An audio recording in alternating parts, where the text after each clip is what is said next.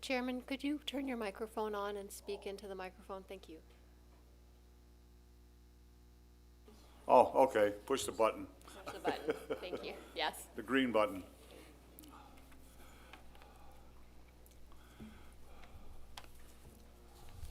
Well, the first item on the agenda is approval of February 12th Development Review Board meeting. Any comments? We have a motion? Second? Second. Everyone in favor? Aye. Aye. I guess it's up to you. Okay. All right. Thank you, Third Chairman. Members of the board, tonight we have a Development Review Board case, case number 2308 MS. It's one of our mountainside cases. As many of you probably read, it's on East Hidden Canyon Road, very familiar to some recent other vacant parcels that we've looked at in the last couple of meetings.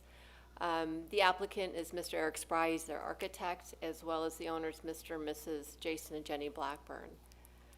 So to briefly go through this, because again, this slide has only changed, the red line has moved around these vacant parcels. The site is on the corner of El Sendero and Hidden Canyon Road. You can see to the north, there's a couple of developed properties, one undeveloped, again, as well to the sort of, I would say, the southwest. But around a significant portion are vacant parcels. This is in the Carefree Foothills subdivision. Looking at the site a little bit more closely, it does have a couple of drainage channels that sort of are, one that probably imposes upon the property a little more so than to the other to its south. Again, as we get into the design of this site, you will see that there's no impact to the washes, and you can also see where the residence is essentially located. As you read in your reports, it not only meets our building setback requirements, but it also meets the development envelope, which was outlined in your report. We like to look quickly at sort of the sensitive features really on this property. There was mostly the steeper slopes around the wash areas, but again, it does slope and it did meet the requirements to go through mountainside. With that said, our typical development standards for the rural 70 zoning district is a 13% lot coverage as well as a 39% disturbance area. Both of these criteria have been met, a little more than 8.5 for lot coverage, which is under solid roof, 26.8% for disturbed area, and that's everything that's developed on the property. Also, as I mentioned, does comply with the town's zoning requirements with regards to setbacks as well as the plat map. Plat map is more conducive to the HOA and what their expectations are. Our cumulative height measurement is 32 feet, which meets the allowable 40 feet. The maximum building height, again, like several of the others that we've seen, very kind of low profile type of architecture.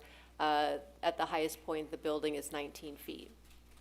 It was reviewed by our town engineer. It meets the town's development standards for grading and drainage, as well as the cut to fill ratio. It is served by Carefree Water as well as Liberty Utilities. And as you saw in your package, there is a need to re-veg the utility corridor at the sewer service.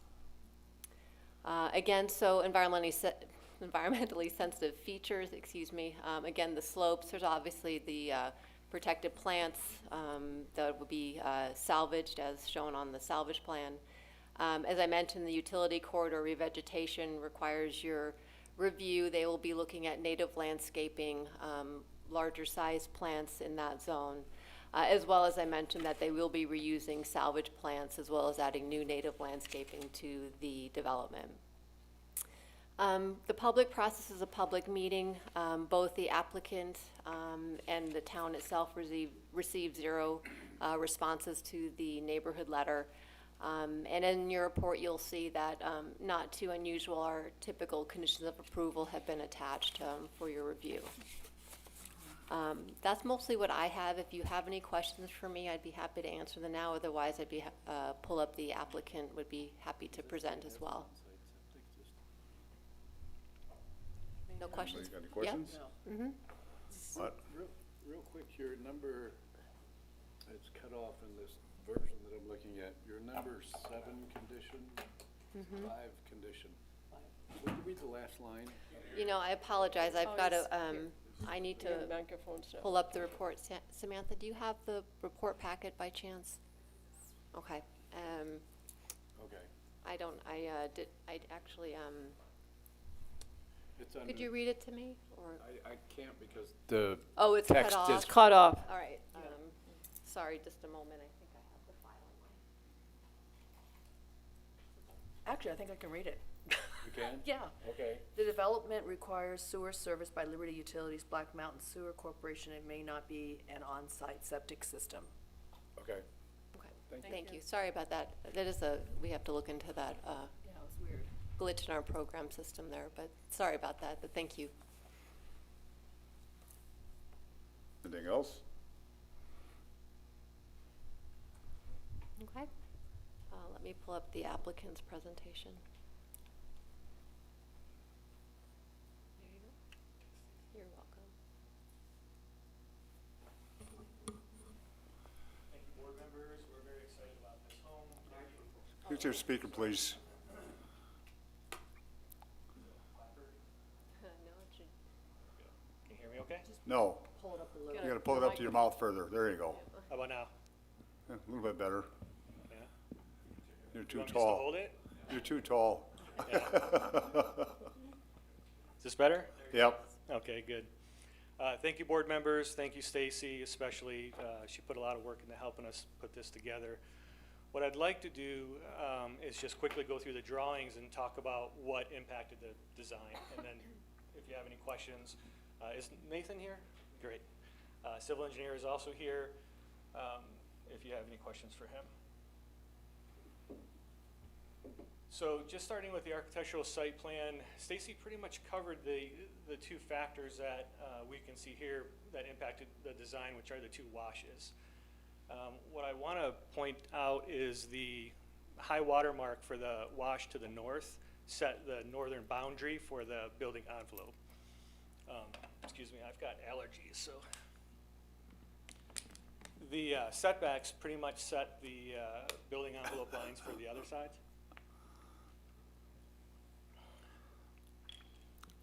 Are you still hearing me okay? Keep it closer. Okay. The building area was established by 3 setback lines and a high water mark for the wash to the north. Where Stacy showed the diagram, the buildable area, that's pretty much the only place we could build. And that's where you see the house located. What we wanted to do with the floor plan was, and the design in general, was weave this house into its natural topography as much as we could. Now you'll see the finished floor elevation at 2187. Right beneath that, you'll see the contour at 2187. That 2187 contour cuts right through the center of the home. Point being that we wanted that house to not sit on top of the land, but actually sit inside of it, you know, sit into it. So from your perspective, that helps to equalize the cut and the fill. But from my perspective, from an aesthetic perspective, it makes the house merge into the topography much better. These are the exterior elevations, and you'll see that we're below the cumulative height, and we're below, which is 40 feet, and we're below the 24-foot height. The roof plan indicates the same. I assume that you were given these and had a chance to kind of review them ahead of time, so I won't spend a lot of time.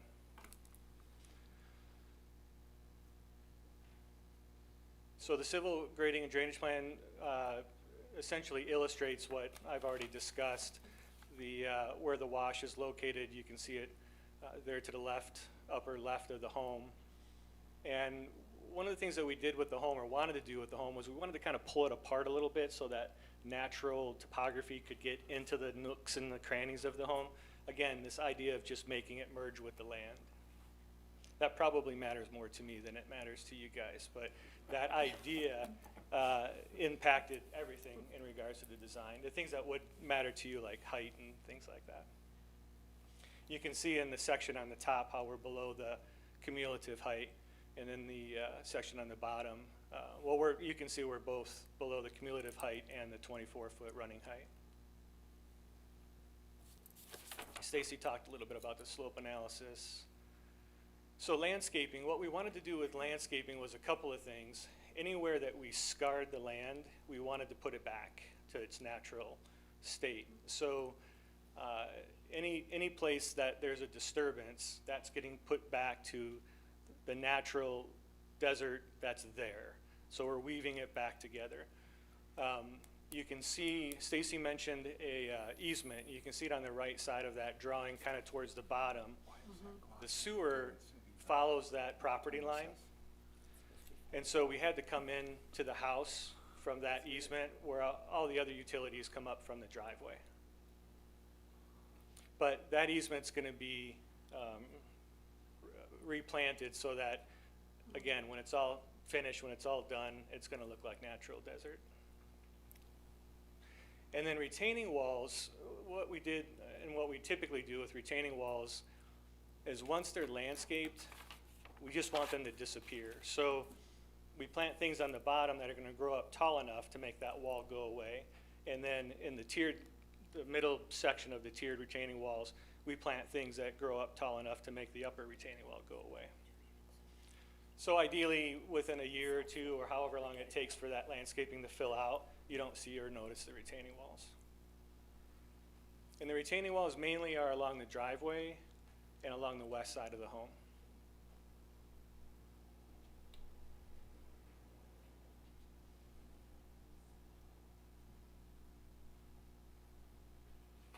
These are photographs of the lot. I can continue unless you have any questions about these photographs. No, I'm looking fine. These are renderings of the house showing the landscaping. You can see in the middle rendering on the top where it says from the west, that's kind of the idea that we wanted to achieve, which was most of the house disappearing within the landscape. What you see are just the cantilevered roofs that float above. Now, in order to see all of the architecture, we also provided renderings where we stripped away the landscaping. But these are the same.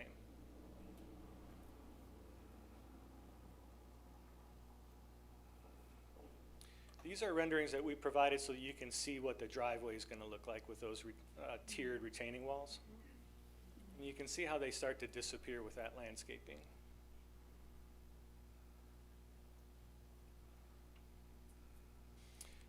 And then as far as colors and materials, it all goes back to the original idea, which is creating a home that weaves itself into the natural tapestry of the desert. And so we chose colors, we chose materials that are modern, because the house is more modern, but also will blend with the desert. So the stone color, the stucco color, the fascia color, these are all things that will blend nicely with the desert. Which way does the garage face? And that's it. I promised Stacy a Circus Olay type presentation, but she got more of a dog and pony. It'll just wind up being a very busy corner, though, Yeah, with two Washington people, that's about right. owners. Have fun. Works there, so the garage face Anybody got any questions? east. Yeah, where are you with the HOA on this? We're approved, Okay, great. yeah. Anything else? Does garage face east? No, the garage faces north. This is north.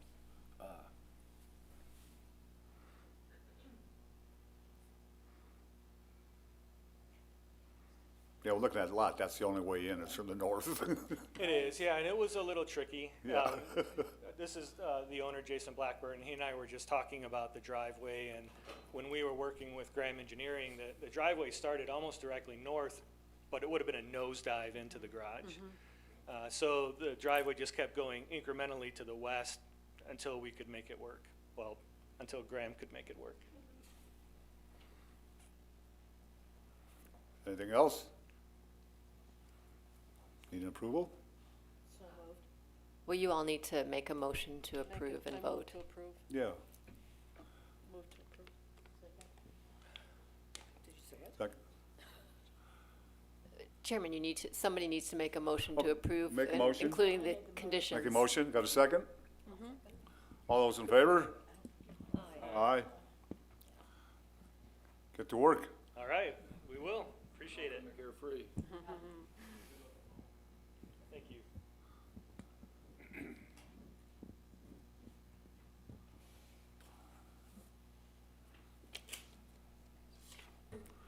Well, I guess that's, any announcements, Stacy? No announcements this evening for the Development Review Board. Anything else? Have a motion for adjournment? Move to adjourn. Second. All those in favor? Aye. Aye. Meeting's adjourned. General plan, here we go. A lot of pictures. Now the fun starts. Yay! Happy building. Good luck. Prayer will be good. This is great now, so when I think they are moving that around, when I go back, look at that page or something, this is where I think that would help us. 'Cause I- That line was funny. It was okay on her, on her thing, but not on ours. What was That okay? line that was out. Oh, no, I put the words together in mind. Oh, I okay. did a little trick in my head. I'm good at those kind of things. I practice at home. I gotta practice some more. I didn't realize you have to leave them plugged in pretty constantly. You do, mine was dead. That's what Yeah. the charger's for, Tom. I brought it into town for the, what's their name to help out. Oh, turn it on, it was dead. Yeah, because you know what, they told us not to turn it off, so I left mine on. And so it drained after about 2 or 3 weeks. Yeah, I think that's what it was. And then I opened it up, like, wow, I got charges for 2 hours here. All right, pass the Bloody Marys.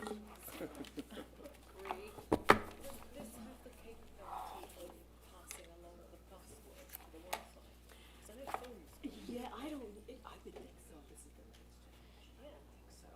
Once you have the You turn yourself once off. you have the Wi-Fi in, it'll stay in. Yeah. Automatically Yeah. reconnect. Did you get home in the end? Oh, I did. Did you guys get on? I was gonna say, Did you get on? yeah. Okay, good. Yes, of course you Thank you, Sam. Okay, so this is gonna be fun. Oh, boy. Yes. Yeah, I gotta just go ahead and get rid of it. Oh, I had a board meeting this morning, retirement oversight of Pittsburgh. And I had something with the mayor, and I had pre-planned, That's gonna leave us off here. what else did I do? Well, this is, Chairman, you're welcome to open the meeting when you all are ready. That's true, I don't have the itinerary to say, but, yeah, second meeting is the general plan 10-year update. Well, thank you, Chairman. Yes, tonight is a work session for the Planning and Zoning, with the Planning and Zoning Commission for our general plan update. I'm going to be really brief because I would think Matt's got a lot to get into, and we've got a lot of people in the audience, which is really wonderful. We have speaker forms. If all of you haven't, very typical to town council, we have them over at the table. Please hand those in to Samantha. At your earliest convenience. Probably should happen at least before we get into a real good discussion with the P&Z, but in any case, she will handle that. You can, there's 4 topics, actually I should say there's 5. And again, I don't mean to, I don't mean to take away your thunder, but you'll see that there's 4 main topics and another topic, so pick one, pick all, but we'll be kind of taking them in that order. The only thing that I ask of you is please let Matt get through his presentation.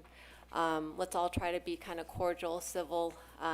We absolutely want to hear from the audience. We do need to hear from the Planning and Zoning Commissioners first. Let them have a discussion, and then we'll be happy to open it up and have a general conversation with the community here. So thank you very much, and I'll give this over to Matt. Great. Thank you, Stacy, and thank you, everyone, for joining us this evening. To get to this point was a lot of work, a lot of hours put in by the residents, right, in terms of all the work that you've done. And so it does make a difference in terms of having you all here to further the conversation this evening. And so what I want to get into first is to just kind of nail down for everyone this evening what the purpose of tonight is. Of course, tonight's about talking about the 60-day review comments we received on the preliminary draft. Then we'll discuss how those were incorporated in the track changes version that I hope many of you have already viewed. Then we'll have the opportunity to identify any additional discussion areas for our future work sessions. But ultimately, why I underlined the fourth item is to make everyone understand that we have this work session tonight. We have another work session next Monday with the Planning and Zoning Commission. And then we have 2 more work sessions scheduled with council to talk through all of this. So what I want to emphasize is I know that there's more work to do. And that's why we're having these work sessions, is to have conversations about why we arrived at something, what are some of the input points, hear further dialogue, and then ultimately, through these work sessions, we're going to come back to Planning Commission to get a formal recommendation, right? So we have 2 work sessions, and then the process moves into a formal public hearing with a recommendation to council. Then council has a public hearing with a formal adoption of the plan. So the goal is to go through the dialogue through these work sessions and find out from a Planning Commission perspective if there needs to be further changes based off of input from the public about all the topics and conversations we have. Hopefully that is pretty practical and reasonable in terms of everyone's mindset. And so that's why we thought, 1 meeting, it's probably going to be a lot. So we already scheduled 2 to make sure that if we need the extra time, that we have it in front of us. In terms of that formal adoption process, I'll just show our graphic here again, that we're, yes, getting to the home stretch in terms of all the prior phases that we have gone through. So thank you all for sticking with us through all of this. And so to get to this final deliverable, which is voter ratification on that November 5th, 2024 ballot, we're going through these work sessions. And then, as I mentioned, that formal adoption process then comes next. And so if you look at that specifically, here are hard dates. If you haven't gone to the project website, these dates are on that website, but if you wanted to take any notes tonight, this is what we're looking at in terms of the final steps to get this through the adoption process and then put on the ballot for voter ratification. And so we have our March 11th and 18th work sessions with the Planning Commission, both starting at 5:15. Then we have our council work sessions in April. And so through those 4 work sessions, we hope to arrive at any final tweaks to the plan. And then that brings us into the Planning and Zoning Commission public hearing. So that's another hearing where residents would have a final opportunity to say, we've heard all of the dialogue, but we still have this one area that we're concerned about. And even at that last moment, there could be recommendations for changes. Once the Planning Commission renders a formal recommendation, it goes on to council for their June 4th hearing for approval. The 120 days, that's a that you have to have the plan approved 120 days prior to that November 5th election. So that's the dates we're working towards in terms of why there is a little bit of a finite timeline in terms of when we get this done, because in order to make that November 5th, we need the 120 days and so forth. So with that, if there isn't any specific questions from commission regarding process and what we're trying to achieve tonight, I'll get into the meat and potatoes, if you will, and jump to the actual 60-day review comments. Hearing none. Okay, I don't want to spend a lot of time on going through in great detail the comments we received out of the 60-day review process, because I think we'll spend more valuable time talking about some subject areas and get everyone's input rather than just listening to me regurgitate things. Hopefully everyone that is joining us this evening has had an opportunity to see, or at least is aware that there is a 155-page, I think, summary of all of the comments that were received through that 60-day review period. We tried to be as transparent as we possibly could from all the comments we received. We got a lot of comments through different means, whether that was through online, through email, whether that was submitted to us directly or submitted to the town. So we tried to tabulate all of that into the summary that is on the project website. And then you see there that we collected a total of 353 comments over that 2-month period.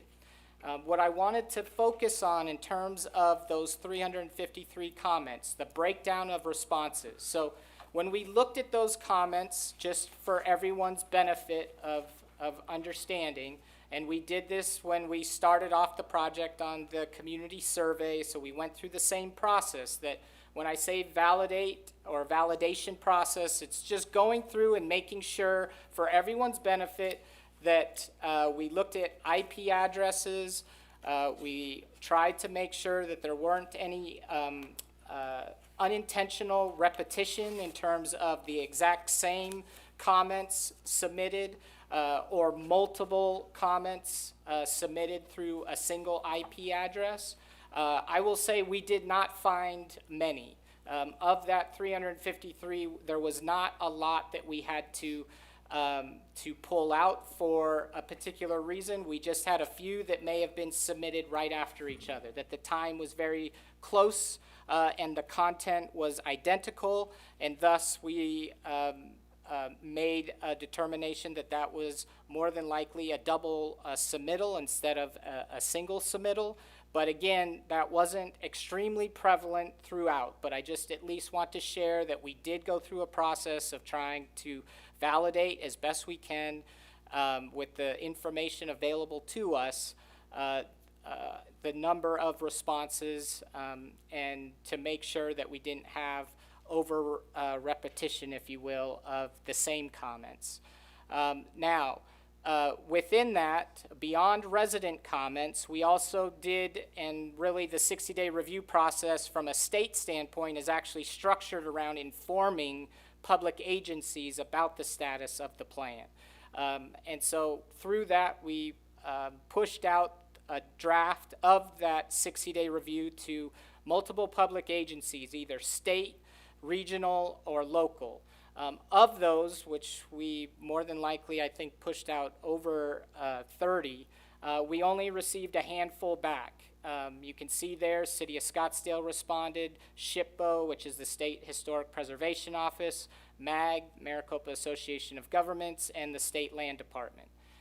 That is not, or I should say that is very common, that when we do these general plans, we often don't hear from participating agencies unless they have an actual revision to suggest. If they don't have any revisions or comments, it's pretty typical that we don't hear or get responses from all those that were notified. Now, through all of that, if you did look at the summary that is available on the project website, we knew there was many pages of just comment after comment. So we tried to provide, hopefully, a neutral response in terms of just the common themes or trends that we were viewing in terms of looking through all of the feedback. And so if you looked at that summary, you noticed that we did have a section where we called out a series of common themes. And so those themes there are on the slide, and you can see growth and density. That theme, as you can imagine, was concerned about future development within the community and how that would impact the community overall. But within those comments, there was particular concern or focus multiple times about the town center and our special planning areas, the SPA areas. And I would acknowledge that certainly we have 2 SPA areas, and the SPA area at the northwest corner of Carefree and Tom Darlington certainly received the most amount of comments relative to our SPA areas.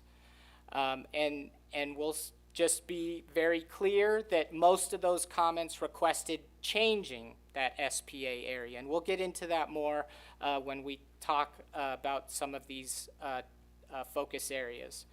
So with that growth and density, we also had comments about the design and architecture.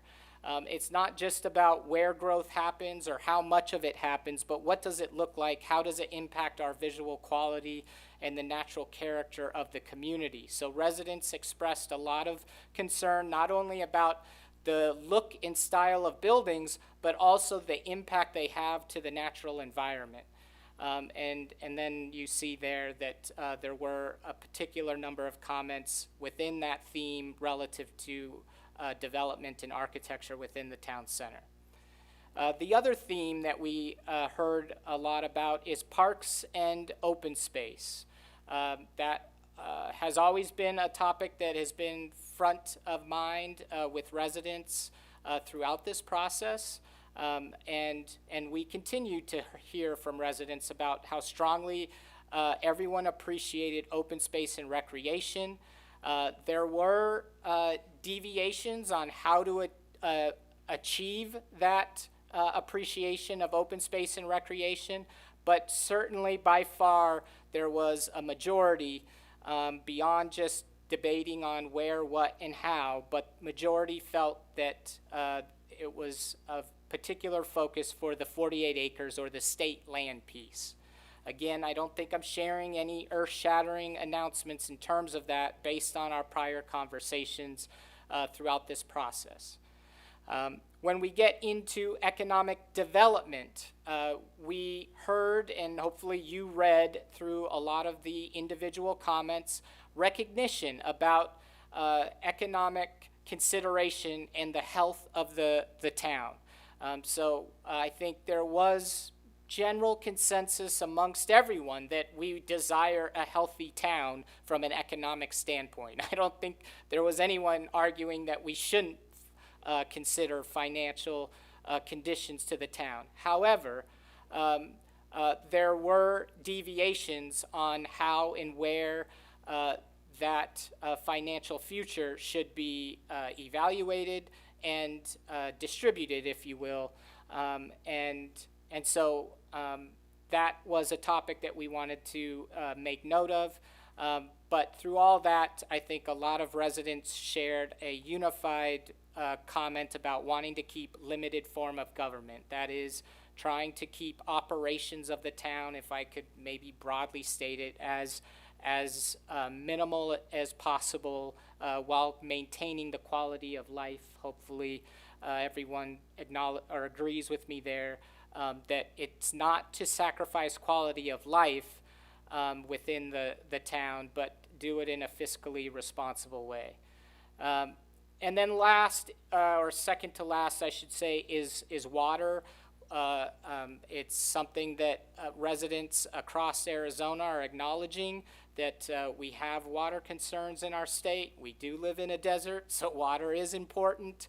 And so residents did express wanting more clarity about where the community stands on water. And then you see there also concerns about the oversight of the water company itself. The last comment that we put in the theme section, I'll say, is that comment about form responses. I will say put that in there because I was trying to anticipate in prior instances where there were comments about asking, hey, we have a lot of similar comments. Does that mean that they were unique comments, or does that mean that we were receiving repetitive comments? And what I wanted to try to acknowledge from a form response standpoint is not to say that the fact that we received a high number of comments that focused on similar topics or similar viewpoints, that is very common within a general plan to receive form letters. What we wanted to acknowledge, though, is that when we looked at why we were receiving those, we saw a nexus to a handout that was provided to residents that was not part of the formal general plan process that described certain topics, and then residents responded to those. And so all that we recognized within the responses is that there was a rhythm and a sequence often to a lot of them that focused on 4 topics, and the 4 topics seemed to resonate with that handout. There was no evaluation of the rationale for arriving at those decision points. It's just the recognition for everyone that there is a commonality there. We think that's where the common references originated from, but it should not impact in terms of the validity of the responses themselves. And so I just wanted to be clear on the fact that we call that out for a reason, but we don't call it out as a negative or a positive. It's just a trend. Any comments or questions relative to the 60-day review draft summary?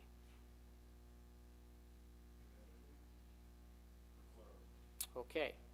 So, with that, I'll do one public service announcement, and then we'll get into the plan itself. And my public service announcement is the same that I've shared before, is that as we get into these topics that we're going to discuss this evening, I want to remind everybody that it is a process that has to build in many inputs.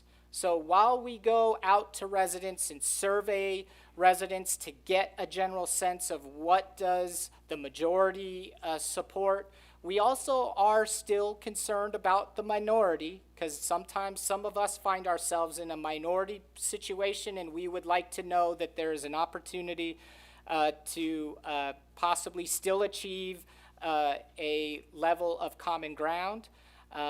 But we don't want to sacrifice values. So measuring that always is the tricky point when we get to a general plan, is that I think there is value in trying to get a consensus on something.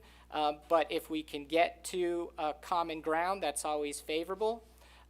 So that's one side of the coin. The other side of the coin that I do want to remind everybody is that we have technical inputs sometimes, that we are trying to balance other things that impact decision-making, that we can't necessarily always align with the general consensus that was shared, or we can't always jump to that conclusion without further dialogue to make sure everyone understood why or understood the preference they had and that they want to maintain that preference. So hopefully you'll see what I mean by that as we go through some of these comments where we did hear clearly from residents about a preference in one particular area, but we were persuaded, if you will, by feedback in other conditions that had to somewhat balance our response to that. And so this evening is about talking through those areas and seeing if we can arrive at a better conclusion than what is currently drafted. So with that, that gets us into the public hearing draft of the plan itself. Now, hopefully you all appreciated that we do have that track changes version on the project website. I will say we don't typically do track changes at this phase in the process, but I just felt that it would be challenging and probably not very productive if we all just saw a clean version of the document and couldn't understand where changes were made and what those changes consisted of. So again, for what it's worth, we're trying to be as transparent as possible in terms of letting everyone see, based on the feedback received, where were edits made and what did those edits entail.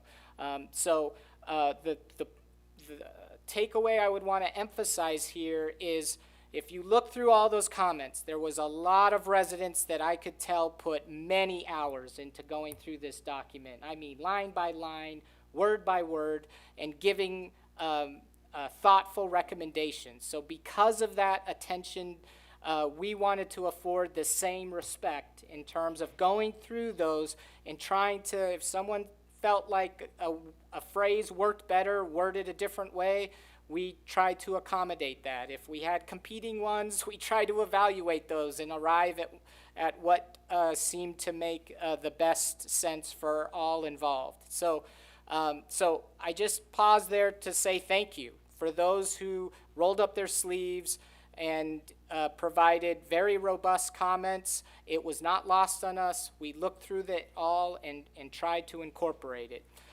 But with that, we do obviously have areas that we still need to discuss. And so that's where we're going to get to now in terms of those discussion points that Stacy was speaking to and that the comment cards that are at the front of the room address. And so the way we're going to approach this, because this is a work session and often, as you know, in prior instances, if you've participated in these, often work sessions can be just dialogue between the presenter and the Planning Commission. But again, this evening we wanted to open that up to residents' conversation as well. But what we're going to do is I'm going to go through these topics, which they're listed on the right. We're going to present some background information to get everybody on the same page. Then I'm going to answer any questions from the Planning and Zoning Commission. And then at that time, if it's okay with you, Chair, we'll then open it up to the public, and we'll take these down one at a time. So I don't want to just talk through all of them and then require everyone to think, okay, what comment did I have, 20 minutes ago when Matt was hitting comment 1. So we're going to discuss topic area 1, go back and forth with any feedback. Then once we get to a reasonable stopping point, we'll then move on to the next topic. Again, we have 4, possibly 5+ meaty topics to get through. That's why we have 2 work sessions this Monday as well as next Monday. So if we can't get through everything tonight, or that we all agree we've done good work and we'll save some for next Monday, that's why we have that meeting. But in terms of the discussion focus areas, there were many areas within the general plan that individual residents brought up that might have been important to them or top of mind to them. But these discussion areas are areas that, again, were most prevalent in terms of the diversity of comments, or that there was volume in the responses or deviation from what residents favored compared to what the draft of the plan currently provides. And so we wanted to be upfront and clear on if there were deviations based off of community input. We wanted to explain why and how we arrived at that, and based on that, then get clarification from residents if that justification is helpful, and thus want to pivot and kind of play off of that rationale, or any other reasons that are shared through the dialogue. So again, those areas of focus would be our special planning area at the northwest corner of Tom Darlington and Carefree Highway. It would be the discussion of community park or the 48-acre state land site, residential above retail in the town center, and our Carefree Water Company. It's not to say we can't talk about any other topics this evening, or that all other topics that aren't on there are not important. It's just those 4 were the most prevalent in terms of areas that I think we still have room for discussion. And then if Planning and Zoning Commission or residents through your comments share that there's other areas that you would like to bring up, this forum presents itself for that. I'll pause there before I get into the first topic area to see if there's any questions or comments about the approach, topics, or the like.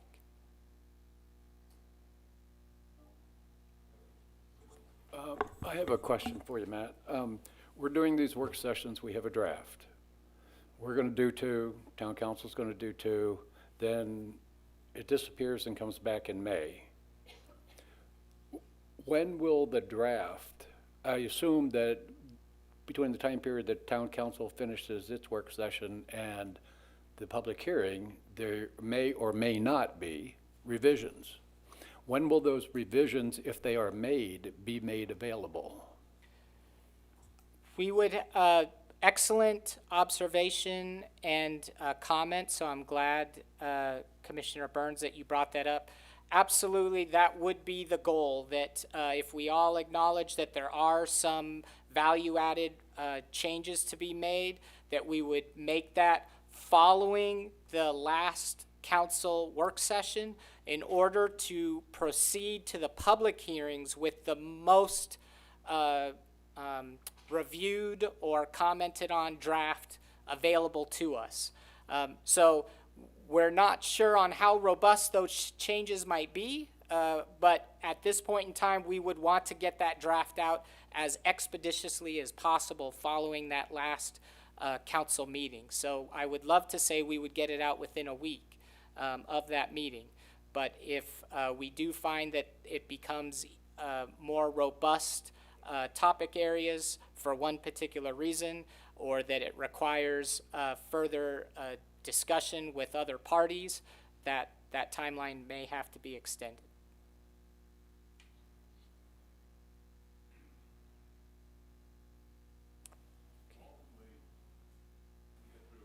R2, the consuls 2, and then one more after that. Then we actually finally come up with a formal printed document that's voted on, correct?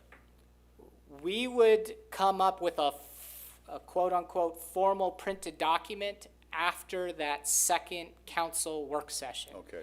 The idea is hopefully that we all can find, again, common ground on what we think would resonate the best with residents to move into the public hearing process and have that be more of a validation process than to still be working on language. But we all, or I have been through situations where in certain topic areas, you might even propose a change at that final hearing.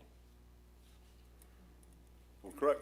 So the very first one we got up here is a special planning, is the spa thing, which is buried and verbal and everything else. I'll refresh my memory, Stacy. What is the zoning on that as we speak, sit here now? I actually will be going through all of that to Okay. set the scene for this All right. special planning area. So Fine. that's a quiet good then. that's a good segue into the very first discussion topic. It's, I would say, one of the most prevalent discussion topics, so we wanted to hit it up front and get after it. And so what we have on the screen here is obviously a confirmation of where that special planning area designation is there. So I apologize, the map's a little small, but you can see kind of the shape of that gray area. We heard loud and clear from residents through the survey responses, and again, if you read them, you hopefully picked up on that as well, of majority said revert the special planning area of the northwest corner from that special designation back to the very low density residential, or the yellow that you can see around that. That was the most comments we received. However, one of the things, and I guess I will admit, I'm a glutton for punishment, because we could have just said, you know what, that's residents said remove it, let's just put it back to yellow and move on. But if we were to focus on the most common issues and concerns that were shared by residents as to why to revert that back, it started to somewhat give us pause as to, is that really the best way to achieve what residents are ultimately asking for. And so I wanted to at least have the conversation about what residents are asking for, what they're concerned about, and what the special planning area does compared to what the other options do, so that everybody, again, is clear and understanding of what it is they're asking for and what the outcome that they're going to get out of that. And so you can see here the most common issues and concerns we heard from the inclusion of the special planning area is the increase in traffic. It will worsen already the poor flow and safety conditions in that area. It will have negative impacts on views. It will increase noise. It'll have environmental impacts, possibly disturb washes, and residents were concerned about the lack of resident oversight, and they wanted the zoning change back. And so, of course, as a consultant on the general plan, when we see residents saying they want zoning reverted back, that gives us pause because we're talking about the general plan. We're not talking about zoning. And so I want to make sure that everyone understands, even if we revert this back, it doesn't change zoning. Zoning has never been changed on this parcel. So what does that mean, Matt? Well, I wanted to put the two maps next to each other. So here is our general plan on the left, and here is the zoning map on the right. The two areas of relevance, or the same area of relevance, are circled. So this is somewhat complicated to absorb, but I will share it that the general plan does not have to match zoning, okay? The general plan does not have to match the zoning map. The zoning map does have to match the general plan. So the special planning area, whatever color that changes to, can be changed on the land use plan. But the zoning is entitlement, right? That's someone's vested right for their property. So that process has to be done under a whole nother review process. So just because we change colors on the land use plan doesn't change the zoning map. That goes through a separate process. So right now, if hypothetically we were to move forward with this process, what I wanted to show is that development today, this little table here, if someone were to come forward today and develop this site, it has zoning right now that would allow residential development with a minimum 70,000 square foot lot. So that's where I wanted to emphasize, if we kept the special planning area as is, that the zoning has not been touched yet because it hasn't gone through that separate zoning process to change it to any other appropriate zoning category to do any other type of development other than the single family that it's already allowed to do today.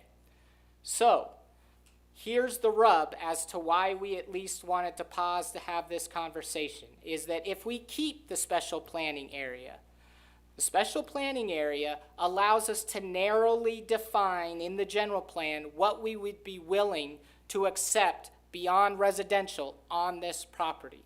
So we heard through the conversation, through this general plan effort, let's take out of the fact the volume from this different perspectives, but we heard some perspectives saying we want to maintain our economic viability of the town.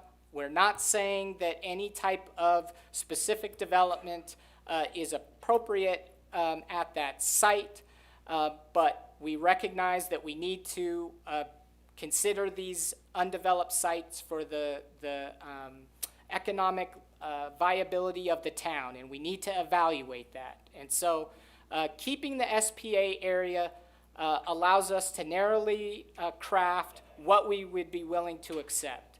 It also could identify what issues we might need to mitigate. So while we heard issues about traffic, issues about views, issues about noise, we could build in some mitigation measures to that in the general plan to, again, make sure it's narrowly crafted.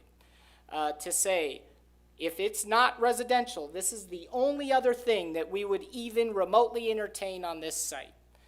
And if we think the general plan could do that, then we put the general plan through the public for ratification, and if the public approves that general plan, then the community can hold up this general plan and say to any decision makers at future decision points that the public supported just this crafted language.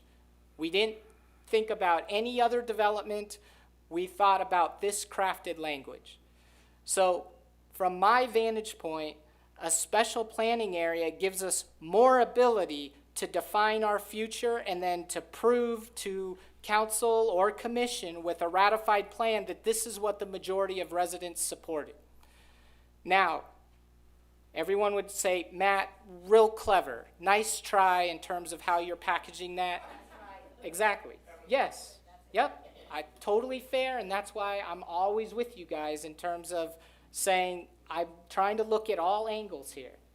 So the other angle is to revert the SPA back to residential, right? We put it back to residential, then it becomes very low residential. Any of the provisions that we had to say this could be a resort and it's only a resort in this way, and I'll show you the language, you all have read it already, all that language goes away.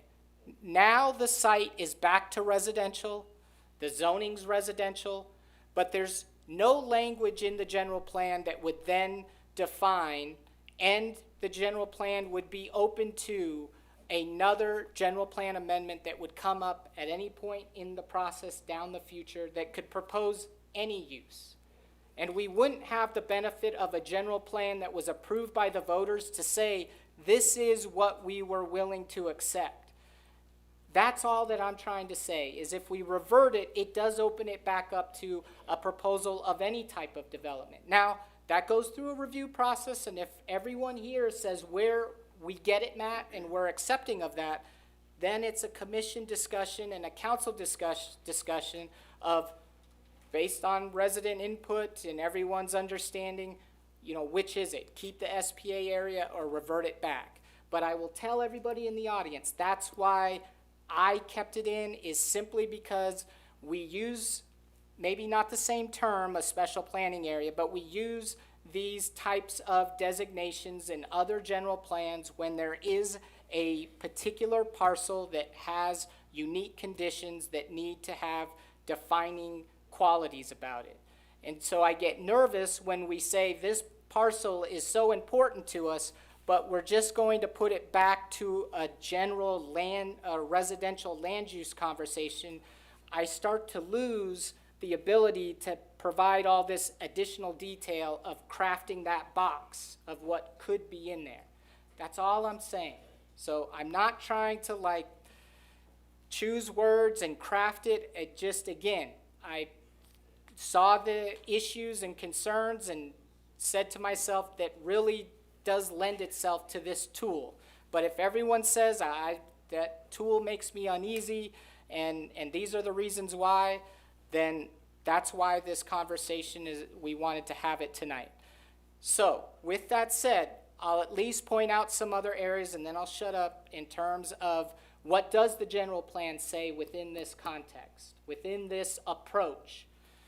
So if we keep it, I acknowledge then we do more heavy lifting in terms of what is that box that we're limiting ourselves to. And so you can see on the right-hand side is a description of what a special planning area is. And so we made some wordsmithing changes based on resident input, like very subtle, but the last line in the special planning area in the first paragraph, it used to say, you can all see, the enhanced planning process typically considers. And we heard residents say, see, there's typical. We want something more definitive. Okay, we went in and said, shall at minimum. So it's those types of things we were trying to go in and start to build in added layers to, again, try to make this box as definitive and clear as to if it's not residential, we would possibly be open to this, but it's gotta adhere to all of these other conditions. So we enhanced the language that describes what that special planning area might be. And then we also went in, if everyone acknowledged, I think many made the comment, we originally had a goal, SC10, that combined the special planning areas. It was requested that those special planning areas be pulled out and addressed separately. So we did that and addressed them separately. And then even within, when addressing them separately, you could see that we said, 1, the policy for this area must be, shall balance the need for the town's fiscal health against the steadfast commitment to protect the town's semi-rural character. Okay, if that's too fluffy of a language, it doesn't get you there. We wanted to continue on and even to item 3, where we acknowledged even expanding the typical notification area to try to ensure that future efforts are pulling everyone that would be most impacted into the conversation so that there's no feelings of resident, lack of resident participation. So with that, I'll pause, Commission, to see if you have any other comments. But again, I just wanted to set the tone for why we arrived at that change, or some might say no change, and then open it up for conversation, because again, I know the residents that I've had conversations with, and everyone has different ways that they're coming about looking at this issue, and so I'm interested to hear what everyone suggests. Commission members? Comments? Well, no doubt, you know, I got one comment on it. I mean, 70,000 square foot zoning, you know, you're not gonna put a house in a corner there or that type of thing. What people should remember, and it's still going on in the design stage, is that Carefree Highway will be increased to 2 lanes in each direction with turn lanes and whatnot at that corner. It's under design now. I mean, the reality of life is if they approve everything else, it's probably a 2-year project. But the point is, it is now underway in the design process, which changes things a little bit for that corner. Particularly if anything else, you're southbound to make a right turn on Carefree Highway. So let's not go into that. But the reality of living on it, I don't know, it's probably pretty remote. That's my input anyway. Anybody else? Yeah, I have a comment. You know, after reading the comments, the 350 different comments and the commonality of them, and, you know, the just general dislike and distaste for doing this, you know, I think you leave this in there, it's dead on arrival. You're not gonna get the votes of this town to do it. I think it's kind of a waste of time. I don't understand also why putting it back to the original zoning and just taking this out, if somebody really wants to put a resort in there, they can certainly come back to us and say, we want to do that, and then we have the same amount of leverage. I think that's what people really want. I don't think they want that taken away. So in my opinion, I think it's a simple process here that we bring it back to very low density housing. Eric?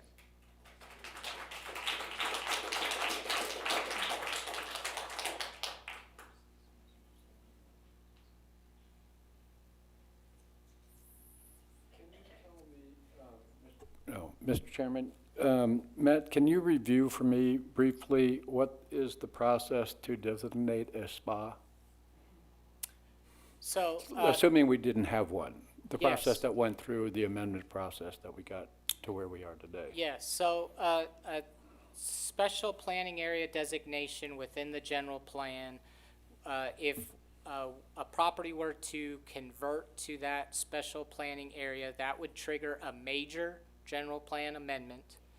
And because it's a major amendment as opposed to a minor amendment, that would go through the full review process. So you would have, similar to almost what we're doing for this general plan, we'd have a 60-day review process that the application would have to go through, or I should back up, there's gonna be a public outreach component to it, so there would be public or neighborhood meetings, I should say, that would be required. But then the major general plan amendment process requires that 60-day review period or that 2-month period.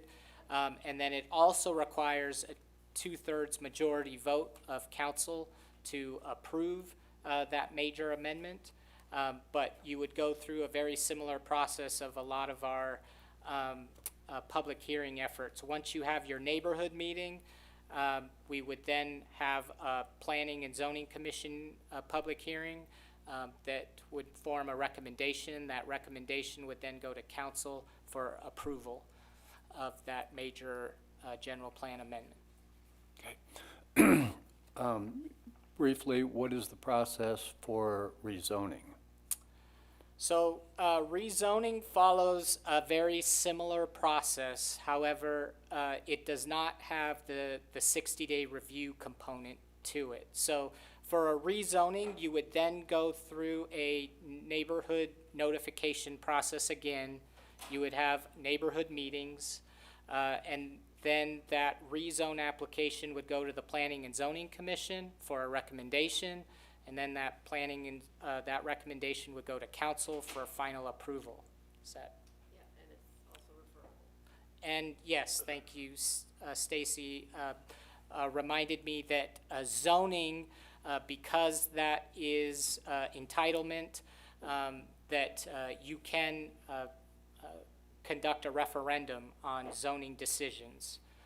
So that is a unique condition as well. But zoning cannot be in conflict with general plan. Yes, this is, I wish I could land on language that I'm happy with that always clearly explains this, but this is the part that's, I feel like, difficult for some to absorb. But yes, when the general plan land uses change, that doesn't always automatically change the zoning map. So whatever is on the zoning map really has to be, any change has to be initiated by the property owner for that zoning. And so the requirement is that zoning can stay in place. If you change the general plan and the zoning you have doesn't adhere to the general plan, well, you already had that entitlement, so you can develop without changing. But if you look at your zoning and you say, I want to zone to a resort, you would have to make sure that the general plan allows that designation. Otherwise, you have to change the land use plan to align with your zoning. So if that, if there were a proposal to develop that as a resort and we removed the spa definition, we would have to go through two processes to make that, move that anywhere close to reality. Correct. Okay, and in either case, whether we have the spa or we don't have the spa, if we were to change the zoning, that zoning decision would be subject to referendum, correct? Correct. Okay, I have one more question off the top of my head, and that is, I was here when we when we passed the amendment that designated that as a spa. And I was at all the meetings that we had, whether they be Zoom or otherwise. I know that Steve worked through with the neighborhood a number of issues. Actually, I have one more question after that, but worked through a number of issues, which culminated in that listing that is in the general plan, I believe, under your goal It's under the, I think, 11. the description here on the slide. Yes. Yes. All of that came out of the neighborhood meetings as I understood it. When I was reading the comments on page 86, I read somebody's comment that said 44 of 45 residents next to the spa opposed the spa. And that was not anywhere near my impression at the time. Is there any way that we can get some sort of clarification on that, either from you or from Steve or from somebody else? Because that was not the atmosphere that the amendment was adopted in. Yeah, I could turn it over to Stacy. I was not a part Right, of I that, know. so it probably would be best for Stacy to comment. I mean, I was a part of that process. Are you saying that in the 60-day comment periods, you read that comment? Is Yeah, on that page 86. page 86? And there are some people that are getting fairly agitated in the audience, like they might know something about that, but. Well, hello, you're not recognized. I'm talking over here. Let's try to maintain some decorum. So, my question is, do we have any more input on that? Because, again, that was not my impression of when the Priority. amendment was adopted. Spring. Sorry. No? I wouldn't characterize that there was a meeting that had 44 against the SPA and one that approved it. So I would have to go back and look at sort of the documentation that we have on that process. Okay. I don't know who made the comment, and I'm not trying to discredit that that person was incorrect. I just don't believe it was characterized quite like that. Well, that was my impression, but if maybe we can follow up by the next Yep. meeting, just to I'd be happy to. review the record. Absolutely. The other question that I have that just came to me is the language that you have on the right-hand side of the screen now, the special planning area. Is that governing language for SPAs? Is that language you just made up? Is that language that you derived from what we have done heretofore? I'm trying to, because that follows, I mean, it seems to me that the major side of the text that you have there is goal 11, right? Correct. Okay, and that seems to follow pretty closely. I was wondering if this right-hand screen was extracted from what it said on the left-hand side, or that exists beyond time and space to the left-hand side, and was all of this, does all of this apply to the northeast corner as well?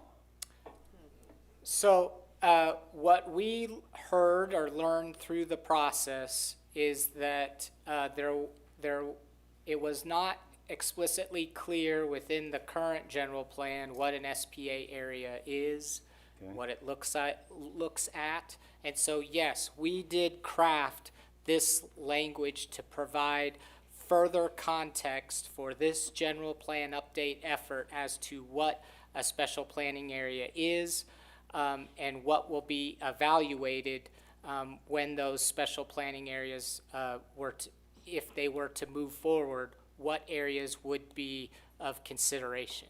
So, So I guess. if there's something on the right-hand side that is not currently, my understanding is what's on the left-hand side is what was adopted at the time that SPA was designated as to all the checklist of everything that had to be addressed. If there is something on the right-hand side that's not covered by the left-hand side, it could still be modified. So a couple points of clarification there, that the language for the SPA area itself is not word for word what was approved, because we have some of those red lines now that we're trying Right. to enhance. So I just wanted to make sure we're all understanding of that. But that, yes, you can even look at the bullet points that we were trying to be very mindful of. Okay, you can see some commonalities between some of the issue areas and what bullet points are included, to try and make sure that we're acknowledging these are the areas of consideration. Now, does that get us where we need to be in the eyes of residents? That's what I guess we'll hear. I But understand that was the intent. But now this language on the right-hand side will apply to the northwest corner as well? Northeast corner, Correct. if we adopt it this way in the general plan? Correct. Because we're defining what a spa is, even though it's already been designated as a spa. Correct. Okay. And that's already zoned commercial, but because we kept spa on it, it still gives us the authority to do all of this on the right-hand side. I would have to qualify that Counsel? with some of the zoning entitlements that are in place. Is my mic working? Yeah, so just to answer your question, yeah, whatever is currently zoned as is the by right use of that property. If they were to come in on the northeast corner and say, we want to change that, and the general plan does not match what they are seeking to do, they'd have to then seek the general plan change. Well, but if we want to say, right now it is a spa, correct? Correct. Okay, if we want to say that only southwestern Spanish architecture can be put in the southeast corner. Okay, right now there's no design guideline that applies to that, that would specify that. Am I correct? I'm just trying to Chairman, figure out where Commissioner we're. Burns, right. No, that zoning process did define a level of architectural quality, not necessarily style. So if somebody came in with a commercial development that had, like you said, IMPay or somebody like right, that, yeah. we would measure that against the approved zoning criteria, which included But the spa is design still in criteria. effect. the So, spas, yeah. so just out of interest, say, can I invoke the spa and say, I only want Southwest architecture there? I was just going, I think maybe this might clarify, if you can see in the spa area, we're saying detailed planning for such areas shall be completed in tandem with a zoning or development request for the subject area. The enhanced planning process shall at minimum consider. So the nuance here, I would say, is if we had the two spa areas hypothetically, one had gone through some entitlements and has stipulations associated with them, so you can't necessarily get another bite at that apple. But if, hypothetically, don't everyone get upset, but hypothetically, we move forward on the northwest corner, they need to go through that zoning process. Thus, these conditions would all be at play as part of that review effort. You see the nuance there? That one already had the zoning and thus has provisions So associated. is it really no longer a spa? The northeast corner? No, I would say it's still always a spa. It's just that it's already gone through the next step of entitlement. It's a bit, that next, it's like, I look at land use and zoning, you're kind of at a high level and you're getting closer and closer to the ground before it comes out of the ground. And so the spa identified what type of use would be at that property, and it became then rezoned to commercial, which complied with that spa criteria. But once you rezone it, then all your spa leverage is gone? Well, it's That's not what I'm necessarily asking. gone, it's already been incorporated into Yeah, the but approved it's- zoning. You've burned the candle, it's gone. Right, you're complying with to rezone, you've You've already already complied complied with the with it. spa, and then you can develop. Just a question of clarification. Hypothetically, if the general plan doesn't pass, then it reverts, That's correct, it reverts back to the general plan that was previously in effect, until you go through this process again. And to that is what? What is currently in effect, And that is what? the previous general plan. Yes, the is- northwest corner Which special is- planning area, yes. Okay.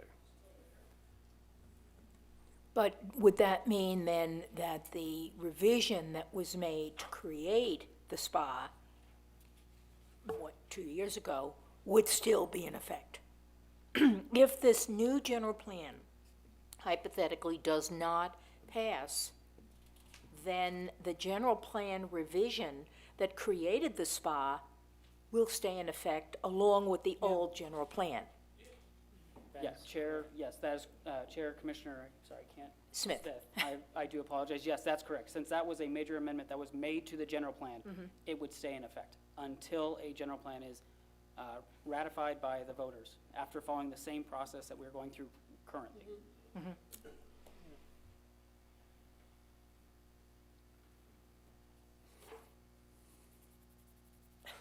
Anything else? Huh? discussion with the council? All right. What step next? Okay, so no more, if there's no more dialogue from the commission, then I would respectfully ask that we can open it up to the public and hear any comments regarding the SPA area. Chairman, what I would suggest is Samantha right now is going to try to get you organized as to who had what types of comments, and so she's pulled just the special planning area comments. Well, I had one, back to Matt. We had 4 items. We had another meeting. Do we want to go through all 4 tonight, or do we 2 tonight and 2 next week? Well, and I And it's think already that, 6:30 for the crying out loud. I think that's what we were anticipating, is that these first 2 topics are fairly robust, and that if we could get through those, that would leave us time at the next meeting to get through the other 2 and any additional ones that the commission or public may identify. All right, I have 3 here regarding this. So, put my glasses on. Janet Bevis? Yes. And keep in mind, it's 3 minutes, Janet. Okay, bear with me here. I don't have my glasses, and I forgot my statement. But first, I would just like to thank you, Mr. Johnson, Commissioner Johnson, for your insightful statement. And Commissioner Burns, if I could just take a moment to tell you, I was at the meeting, and there were at least 45 people there. Only one of those people said that they were interested in seeing a resort go in there out of the 45 abutters that were at that meeting. And this was a meeting held by Mr. Prokopek in this room. Okay, I well- can't give you the date, but I could tell you I was here and I know what happened. Okay, well, I'd just like, for the record, to have that clarified at some Okay, point. that sounds good to me. And let me try to get through this statement here. I'm reminded of a comedy I recently watched called Jules, where the focus, along with some pretty funny dialogue, are 3 senior citizens who show up at town meeting and pretty much say the same thing every time they speak. The council politely listens, but ultimately they ignore their comments. Well, that's me. Here I am again to repeat the same thing that I've said multiple times regarding the spa in the northwest corner. A little bit of background, that the former mayor met with the landowner approximately 30 times in a 2-year period. And shortly after that, the spa was approved, and it was approved during COVID at a Zoom meeting. What I don't like about the designation, the spa, plenty, but predominantly,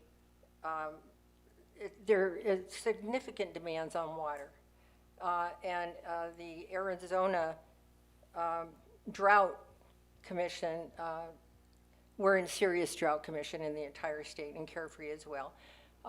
There's severe light and air pollution that would come along with it, further traffic congestion and noise, loss of a wildlife corridor, view shed obstruction, a madcap intersection with a ghost town shopping plaza across the street, El Pedregal, a large former grocery store that's been empty for almost 8 years. What makes the town think that this northwest corner, because it's in Carefree, is going to answer the future revenue needs?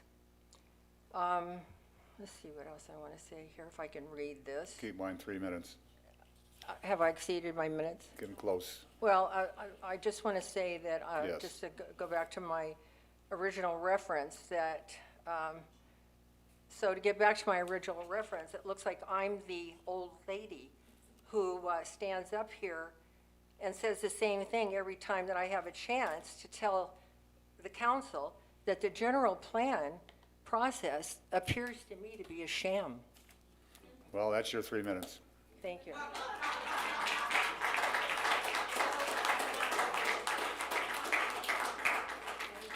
Chairman, if I may respond to that, please, in the sense that it's a bit critical of how the process actually unfolded.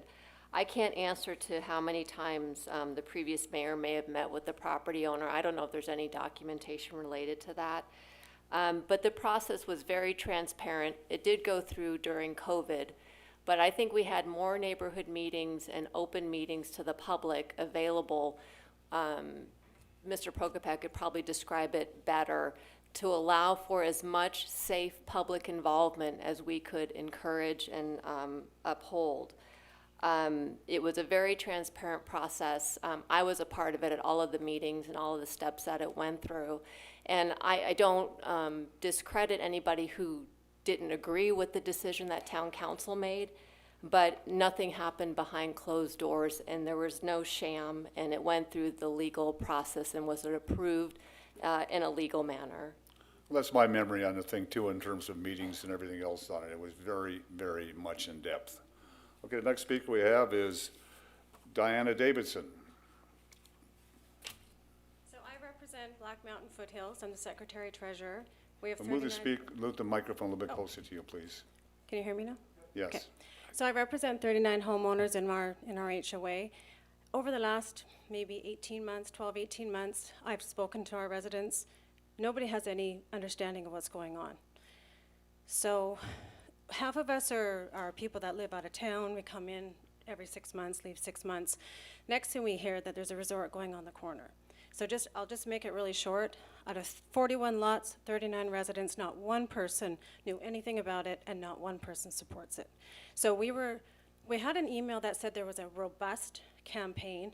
Robust kind of means that we were all given like notice. Nobody was. Our mail gets forwarded to our second homes. Nobody got anything.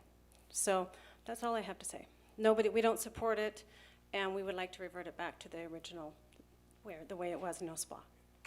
Thank you.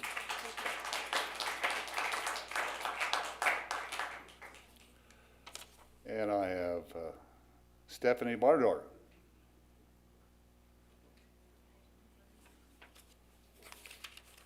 So I don't think I could say anything better than what Ms. Bevis and Diana just said. Other than, Matt, you understand land use designation and you understand zoning better than anybody else in this entire room.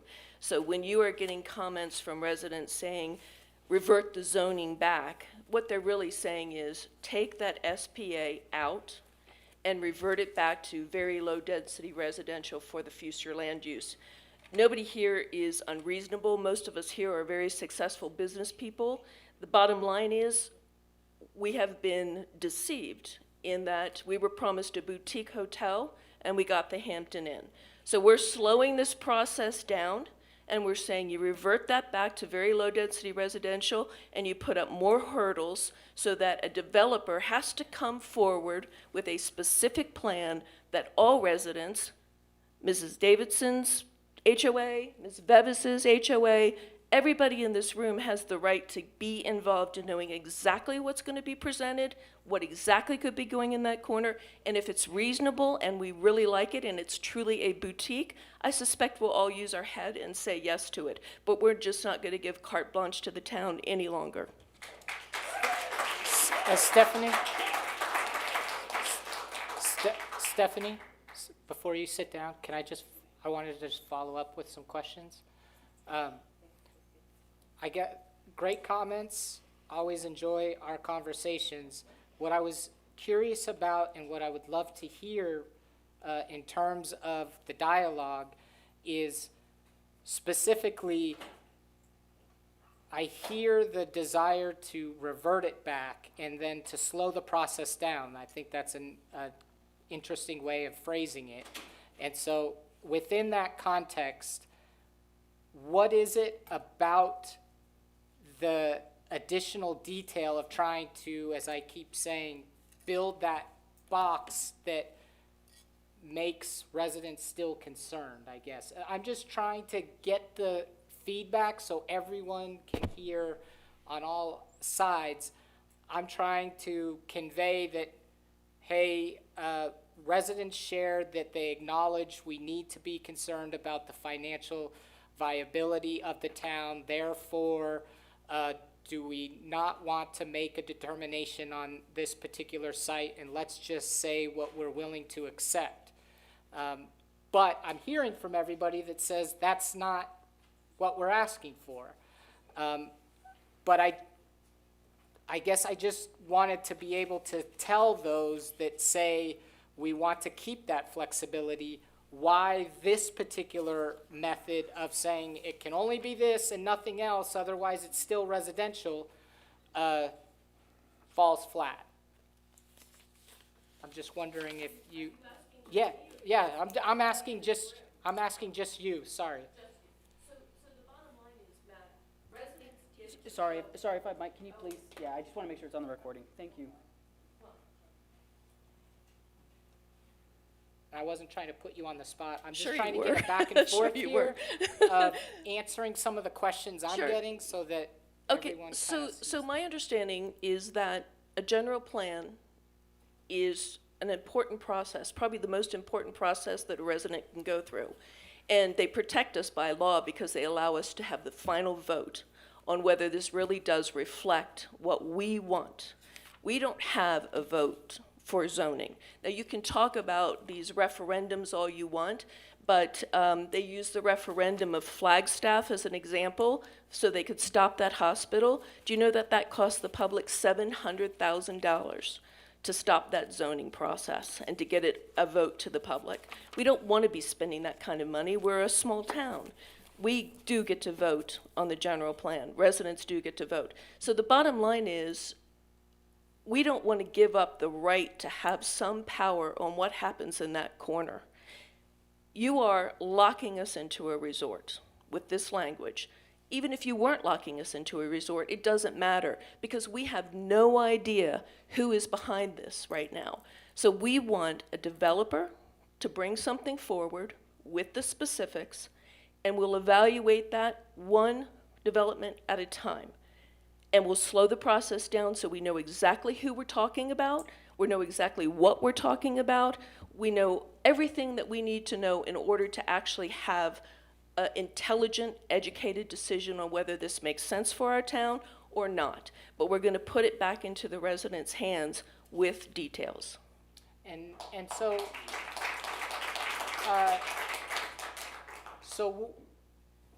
with that approach, there's comfort because I've heard through the process that there's concern about the decision-making, right, along the way. And Please, can you, Kathleen, Well, it's your turn. well, please, I was just trying to clarify. You're putting her on the spot. She's speaking No, for would you the please sit majority down? of the residents. Okay. Okay, so, I mean, I know I'm speaking out of line, but I think it's inappropriate You for are the way that the speaking out of consultant is handling the residents. We are here because we care about what's sit going down, on in town. please. Okay, I Thank you. have no desire to put anybody on the spot. I think everybody here is almost very comfortable getting up and sharing your point of view. I was only trying, Stephanie, I wasn't trying to put you on the spot. I was more trying to get to comments that everyone can understand why we feel the way we feel. And I get both sides of it. And so I wasn't trying to select you out, Stephanie. I'll ask the next person some follow-up questions. What I'm just trying to understand is I constructed a thought process here of hearing from residents say that we're concerned about how decisions were made in the past, and thus we're very sensitive about what you're defining for us. And so this way I thought, oh, well, this could allow residents to identify and then hold by ratification, this is what we all work towards to define. And if we remove that, which again, I hear loud and clear, I just want us all to recognize that when we take these projects one at a time, that we're back in that decision process without the teeth, if you will, of this language behind us. And if we're all eyes wide open with that, again, I'm not trying to choose or be slick with my words. I'm just trying to share that we arrived at this because we were getting feedback that we were concerned about how decisions were made, and thus we want better clarity about what we're willing to accept and what we're not. And once we move away from this, then we're back in that arena where any project can come forward. And again, if we're all eyes wide open with that, then it's a decision for the commission to consider and then council to make that final call. I apologize if I was coming across as accusatory or anything like that. I was simply just trying to have a conversation. I have another speaker, Art Bevis.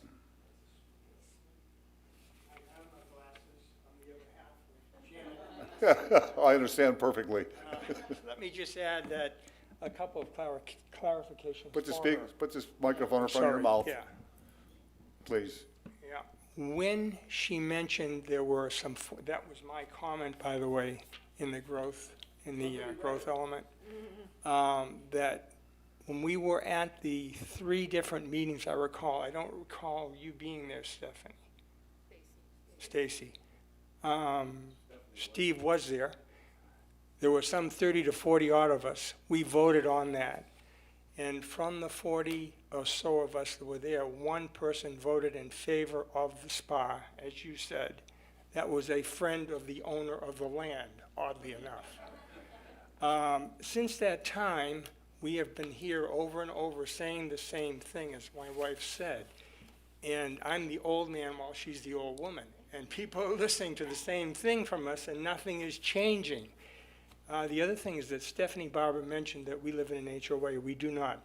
None of the people that were there at the time of the meetings, there were abutters, none of them live in a spa. We all live in our own homes. We all abut that development or the proposed development at that time. As far as being clear, as I've heard and hear several times, it was like about as clear as a heavy fog at the top of Black Mountain. And it was all during COVID, as we said, so most of us were not very comfortable with everything that was going on, and that kind of slipped by, especially the Zoom meeting when Planning and Zoning approved it. So I just wanted to clarify that. The other thing is, specifically in the plan for Matt, page 24, growth area, it refers directly to our street, Langwood Lane, East Langwood Lane. And there's a statement in there about East Langwood only being open to residential traffic. So if there are 3,600 residents in Carefree, does that mean they all have open access to Langwood Lane? Or do we end up with remotes that each resident will use for a gate that will close off Langwood, so that when the resort, if it does happen, comes in, the traffic from that will not enter Langwood Lane? Excellent comment for clarification. The intent, now if we need to make revisions, but the intent when we say residential access is to say that that road would only have ingress, egress points from residential development. And so any access point from a resort standpoint would not go onto that Langwood Lane. So when we say residential, it's not to say all residents have access to it. It's that it's only intended for use at the residential level, if you will. It's not intended for use by commercial traffic visiting the resort or making deliveries, the How like. do you control that? Well, what we have seen in other situations, usually from a roadway standpoint, is that you would control literally access in terms of where visitors are arriving to the property, would avoid that particular alignment. So the access would be coming from a arterial street, if you will, as opposed to a residential. Stagecoach, Tom Darlington? I can't say absolutely, but Those are the only 2 that connect with Langwood Lane. East Langwood Lane connects to Darlington and to Stagecoach. Yeah. Sir, I believe that the theory is that there'd be no access to the resort property from Langwood Lane unless perhaps, in other words, there would be a curb, no driveway, unless there was a driveway that had a gate that the fire department and the police department have access to in an emergency. But that gate would remain closed and not open and close for deliveries or for guests at the resort to leave the property or enter the property. I understand that. Okay. In fact, that was one of the issues we discussed as abutters And that's why it's in here. long ago. Yeah. But it still doesn't clarify how the traffic is controlled to fit into that definition. I still don't understand how you will keep people with a sign, if there's a sign, from entering Langwood Lane, construction, tourists, whomever it will be. I don't understand how that will be controlled. It's not controlled now, is it? No, not at all. Well, but there would not be any, it's my understanding from the hearing that we had, that there would be no access to the resort property, to the SPA property from Langwood Lane. Understood. But tourists from the possible development would have access. Well, they'll have- Construction people would Yeah. have access. There's your 3 minutes. Thank you. They gotta have a lot of different access to a lot of different streets. I mean, they're public streets. I just think the definition of it is pretty hazy. Okay. I Thank you. understand what you're saying. All right, Carolina Lay? Hope I didn't butcher your name too terrible. It's Kathleen Alai. Oh, Kathleen Lay, okay. The only thing I wanted to say coming up here specifically for this point is that, Matt, I'm listening to you this entire time, and it sounds to me like you're speaking for somebody else. You're hired to do a job, and the job is to gather and go through the process, collecting residents' feedback in order to reflect the desire of the residents. This is a resident-driven process, not a town staff-driven process, not a commissioner-driven process, not a town council meeting process. I understand they have a say in this entire process. But if 353 people took time out of their busy schedule to present their viewpoint to you, and you even said so yourself, that this is the most amount of feedback you have received based on towns that are 100 times our size. The people here care about town, and we want to make sure that we do not overdevelop it. This spa is a non-debatable, non-negotiable position for the residents. You've heard enough people here. We can bring 10,000 more people, if that's what we need to do, in order to get it through to your head, that your job is to get this plan through based on the desire of the residents. Okay? Thank you. Mr. Chairman, just for the record, I disagree with that. I severely disagree with that. We hired a consultant to give us insight into the process, but he is not a scribe. He is going to share his perspective and viewpoints and guide us through this process. Now, if he adopts the position of being a devil's advocate here to make sure that this decision is thoroughly vetted, I regard that as being absolutely in his charge that we hired him for.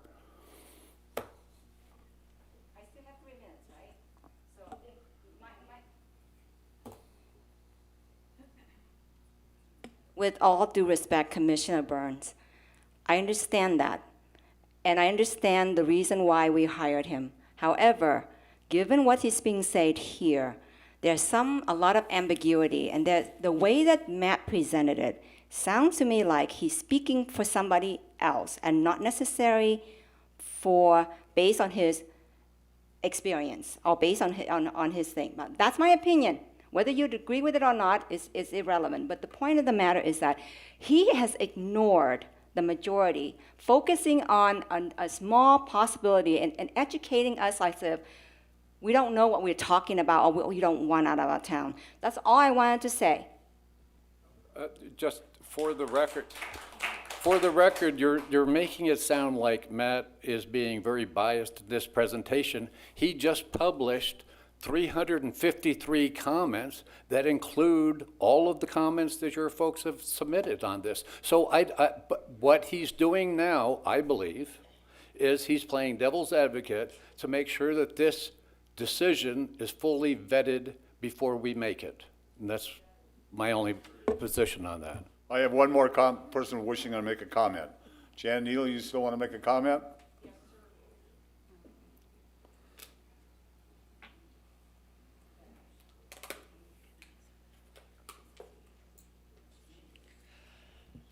Okay. Good evening, everyone.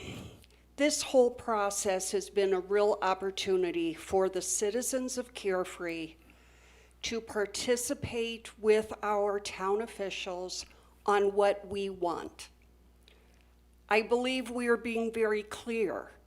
As so many people have said, the participation rate has been proportionately higher than other towns. Now, while I can appreciate, Matt, you're wanting to see if there's a compromise. There is no compromise here.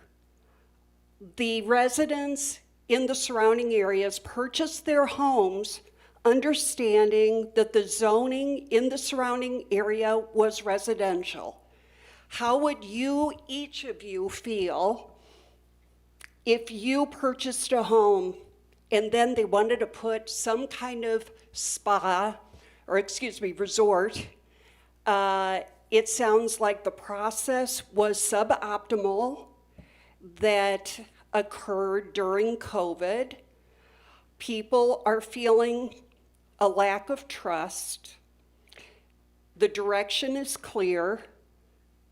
No resort. We want residential. Let's respect those homeowners. As Ms. Barber said, there could be a different process to change zoning in the future, but trying to craft this language is futile. It's frustrating sitting here listening to this. What I would ask all of you is think about how you would feel if you were one of these residents in the surrounding area, and think about what we're all saying. If you want us to participate, you have to listen to us. If you don't listen to us, that's why you see the frustration here. I mean, I was about ready to leave 5 times thinking, this is a waste of my time. But no, it's not a waste of my time. This is my town, and I love this town. And I think everybody loves this town.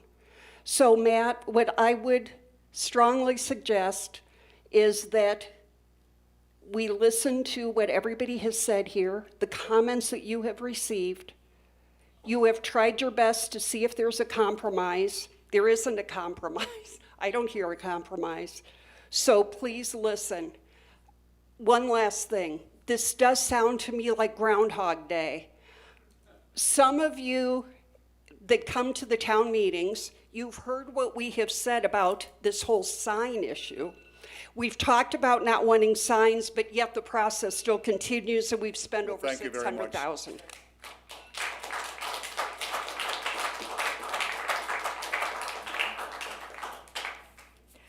Could I add a point of clarification that, Matt has been trying to bring together and respond to a variety of comments. And in the reactions, there's been a lot of confusing talk. Some people are saying, oh, we want to rezone it. Well, it hasn't been rezoned. That's the piece that we need. However, the resistance or the disagreement now about it being named an SPA, it was named an SPA. So the way the plan exists right now, those 2 plots are SPAs, period. But the plot on the northwest corner of Carefree Highway and Tom Darlington is still zoned residential. So just as a point of information, it has not been rezoned. It has been named an SPA, and Matt has been trying to clarify for us what are the differences in between what is an SPA, what is necessary if a developer came in and wanted to do a resort, it still would have to be rezoned. So there's a lot of comments here that wind up being confusing, and I'd just like to clarify those points.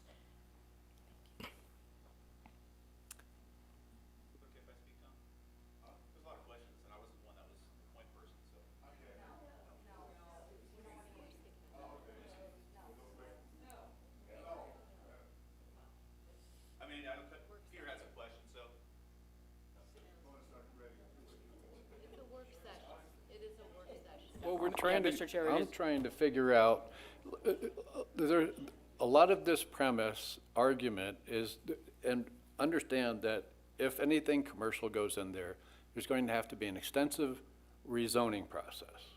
The rezoning process could culminate with approval or denial, and any approval would be subject to a referendum. And running a referendum in this town is not gonna cost $700,000. It's just not going to do. It's not gonna cost that. But there's a lot of confusion from well-meaning people that tell me that there were, don't shake your head, Connie. I was talking to the people behind you, that there's well-meaning people that said that there were 44 of 45 against it.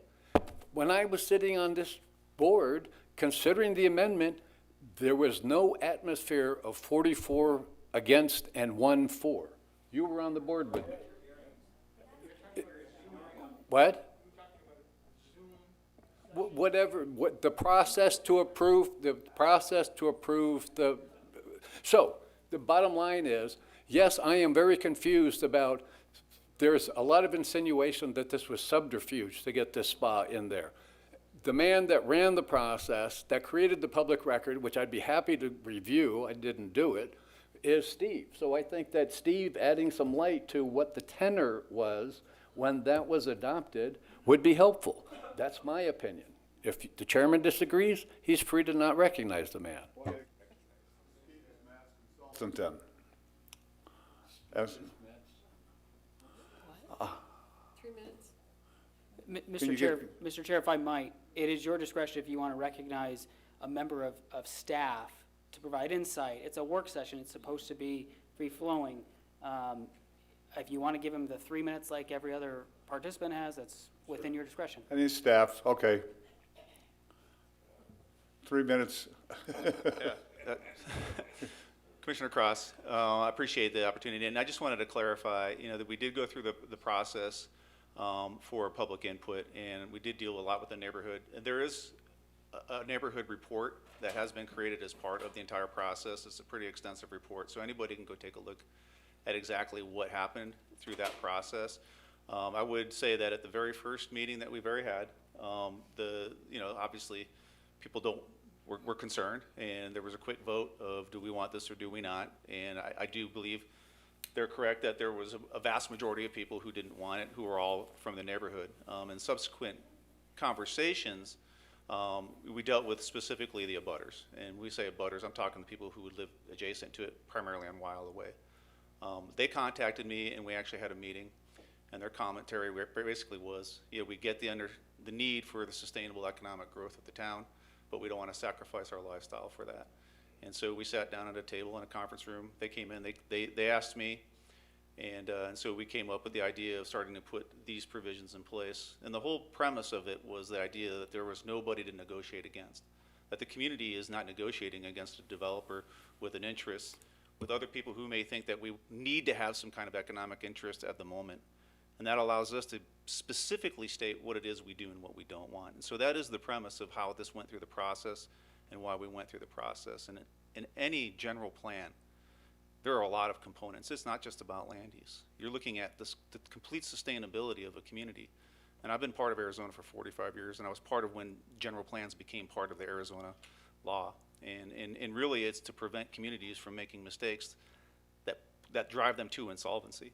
And so because a lot of communities were doing that. And it's just the way our town is funded. If we don't want these types of decisions to be made, there are other decisions that the town can be made as it relates to how we fund services and infrastructure and all the things that are related to funding a town. And it's just, my job as I was hired was specifically to find ways that we can have meaningful, sustainable economic growth and economic development. And if anybody can say that a hard corner at Scottsdale Road and Carefree Highway is anything but a commercial corner, I mean, it's crazy. I mean, it's, from my perspective as an economic development professional, it's a commercial corner. It's commercial on every other side of the corner. And if we're gonna look at ways that we're gonna try to meaningfully do economic development, this is exactly how you do it, is you negotiate with just yourself and you figure out exactly what it is you can and you can't live without. And when I get it, I thought about what would I want behind my house, right? If somebody came into me, How would I want this to be approached? And I've always thought about this as a professional in this space for a very long time. And this is how I said I would do it, is to only negotiate and not bring in that development, so. Yep.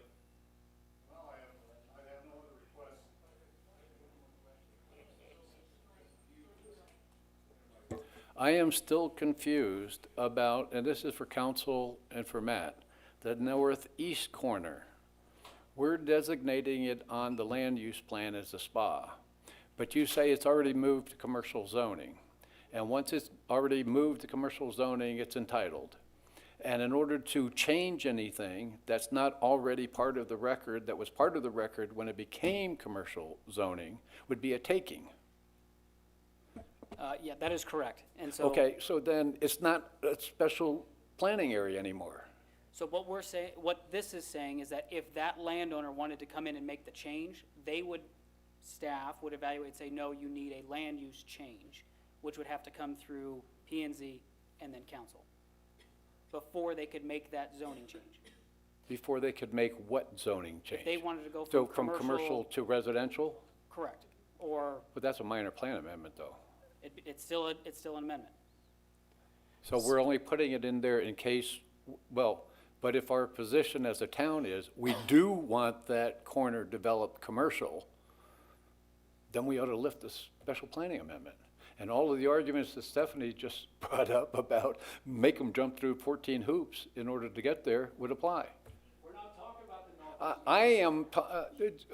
I'm asking a question about the spa in general. I'm talking about the northeast corner. Can you, Mr. Chair? Please. So your question is there an extra hurdle, essentially? Right now, that northeast corner, Carefree and Cave Creek, is zoned commercial. And it's designated as a special planning area, and my question is, why? So my understanding is at one point in time, everyone recognized in this community that that particular corner deserved higher attention. And so it was defined as a special planning area. And once it was defined as a special planning area, it then moved on to a zoning process that established the entitlements and all of the stipulations that went along with that. When we define something as a special planning area and then it goes through an entitlement process, we don't typically go back to the land use plan and revert it to another land use. We just keep it as a special planning area, and then the zoning takes a hold. In this situation, for a property that has not gone through that entitlement, The northwest corner. the northwest corner, Right. that Obvious that then reasons. now you would go through that entitlement process and have this language to say, how are you addressing all of these things? Got it. Okay, I'm good. Now, I got a question on that. We already got 2 hours into this. We have another Monday night. Would the others be faster than this one here? Huh? Try to keep going. I think we should try to keep going. We've only gotten through one, apologies. Yeah, but the other three are gonna be small. I don't know about that, Chairman. I think we should just sort of keep pushing ahead and see how much further we get, in my opinion. All right. I mean, you're welcome to make a motion if you think that you want to adjourn the meeting, but I believe that there's some interested. Huh? It's either tonight or next week, we might as well proceed. Yeah, let's So you get wanna one more keep- done anyway. well, and that was a good segue. I appreciate the comments that were shared by residents. Again, I'll simply just say that this is a very personal process to me. So for anyone to suggest that I am not, that I do not value the feedback or the conversations I have with residents are just, you're missing the mark. And I'll just be fair to say that I value all of the conversations with residents, and I've made the time to sit down with all of you. And so while I am trying to just make sure that we're making decisions with full information. I am not trying to have someone dictate what I'm doing through this process. So I want to be clear in that, so that as we move forward, we can all be working on the same page. And so with that, I'll move into the community park and 48-acre state land conversation. Well, I hear the commentary from the audience, and I'll just preface this of saying, you know, call me crazy, but on this particular one, I think we're closer together on this than we may all think. And part of that is because of our friend, the State Land Department. And so I'll walk you through the nuances of this and see if everyone proves me wrong. But the community park, the 48-acre state land site, you can see just the same format as our prior one. There's the map that identifies the location. We have the issues that residents were concerned about. They wanted stronger commitment to supporting open space in the general plan, wanted stronger commitment to fund the 48-acre acquisition. They want stronger commitment to supporting Carefree Park. And then we have this concern about the state land letter. And you say, well, what about this state land letter? Well, if you recall, I mentioned State Land was one of the agencies. They obviously came up here and spoke to us about the state land piece and their process. They also submitted a formal letter. And in that formal letter, they were very direct in terms of saying, you can see there that state land objects to the conservation overlay applied to the state trust land. The general plan land use should be consistent with existing zoning, which is residential on that site. Remove the overlay and keep the current land use designation. So we were viewing this hatch as a descripting land use type. They called it out as an overlay, but they mean remove that hatch overlay and keep the existing residential land use type. And then the acquisition, they wanted to clarify, acquisition at market value through public auction is the only strategy that can guarantee preservation.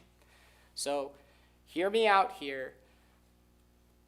We completely understand the passion of residents in preserving open space, and that is not lost on me.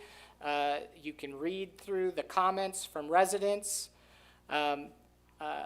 but we are trying to balance this letter and feedback from state land, which the state law says we must coordinate with state land in the development on their trust lands. So this goes back to my point of there's multiple inputs here that, yes, I understand the public is saying we want stronger commitment, but what I'm up against is I have state land here saying we are not comfortable with that. And so when I explained to them and coordination following getting this letter from them, we made subtle adjustments that you saw in the track changes, right? We made adjustments to further clarify what this hatch means. We made adjustments to further clarify what will happen if this land is purchased, and that then the town would be seeking this as open space. But prior to that happening, that it would be viewed as residential. State land responded and said, we are open and willing to accept your proposed language with some minor wordsmithing. I view that as a win because, again, state land, if we're trying to look at a whole strategy on this parcel, state land is the gatekeeper. They decide when this land goes up for auction. They help to define how smooth of a process that is. And so it would baffle me if we don't want to balance what they're asking compared to what we're trying to work towards. That doesn't seem, if we want to push harder on state land to go against what they're asking, that doesn't seem like a strategy to me for success actually seems like the opposite. So this one, yes, I am trying to get to a compromise here, and state land has just said that our approach that we're outlining here is workable for them. And so what I guess am trying to get to is, okay, we have a process that we've got state land to buy into. Now, what else do we need to consider when we hear residents say, we want stronger, we want more? The plan mentions open space 128 times. We have 4 goals that directly relate to open space, 12 policies that directly relate to open space or parks, and 3 actions that we say we're going to go do in order to carry that out. I would say that this part or topic is one that I feel like, again, we've done a lot of listening, and I feel like we're all on common ground here with another third-party player in mind. And so my question would be to commission, help me understand where we might be lacking, or residents help clarify. But again, I'm concerned with if we just put blinders on and just say we're going to put the most preferential language that we accept in here, but who cares about state land? I'm worried about the fact of what that process is going to look like when we need to go to them in order to acquire the land through some means. And so there's a little bit of give and take here of playing through the process, and I just word of caution, and that's why we've arrived at the language that we've arrived at for this state land piece and for open space. And I feel that there's been a lot of good work here talking about all these goals and all these policies and the edits that we've made to them, and then, we have actions that say we'll form an open space advisory committee. That committee will then get together and actually evaluate what type of open space and what type of funding that could be available from a town perspective. And then once we understand what type of open space we're looking for, what type of funding might be able to support, then we can start working towards a designation and acquisition strategic plan, OSAD. And so clearly we have multiple references to Carefree Park here. Yes, we have references to Desert Foothills Land Trust because they already own land in the community. And so this one I'm just passionate about, in the sense of I hear what residents are asking for, and I have no fault for wanting that. But I'm trying to get us to a point where we can get all of the key strategic partners on the same page so that we're not shooting ourselves in the foot later on, period. Chair, I apologize for my direct language, but... Well, as I understand it, okay, because I've been around some of this before. I mean, you look at it, the value of a residential lot is that the state's looking at it. And if they got that kind of money for it, from that standpoint, that's all they care about, other than follow-up taxes, I suppose. Well, and I'm very concerned about that as well, because I know we talk about a goal from an appraisal standpoint, but I would encourage residents, you can even go on the state land website and they list all of the auctions that they have had. Yes, sometimes there are auctions that it's an easement, or it's a very specific parcel, or a parcel that's in a unique area that you'll get one bidder. But most cases you get dozens of bids. And so that starting appraisal number is just that, a starting number. So I want everyone, again, eyes wide open of when you go through the state land auction, it's not guaranteed that the sell price is going to be the appraised price, and sometimes the land goes for much more. And so that's why I would love to keep state land as a partner and not try to kind of frustrate them when we're trying to, make sure that this process can be as favorable to the town as possible. Well, I think you've worded it nice. It follows up. I mean, I follow some of the state land auctions around, and this fits right in for whatever You know, and then the other thing you think about, with all the air traffic over there and whatnot, I mean, how comfortable is it gonna be to have homes over there? You got planes flying over your head all the time. And then what a lot of people don't realize is just to the immediate east of the state land, there's a 33 lot subdivision that's been platted since, I don't know, 2001 or something like that, laid out the whole 9 yards, and still hasn't been further developed. Question is why? I mean, the state would want to take a look at that situation too. Not many people realize that. If you go to the maps, yeah, I think it's 33 lots, and they're 1 acre lots. They're smaller lots. But no, this is worded, put together quite well. We'll find out. Yeah. Any other comments, questions from the commission before we open it up to residents? No resident requests either. On open space? No one wants to talk on open space?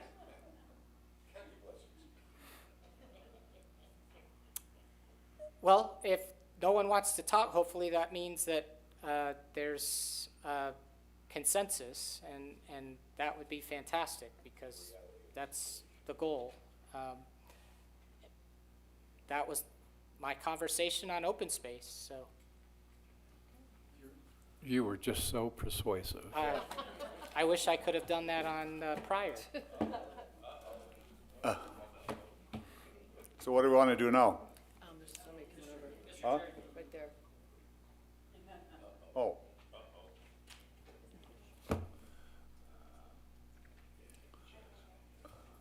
Who's got the long arms?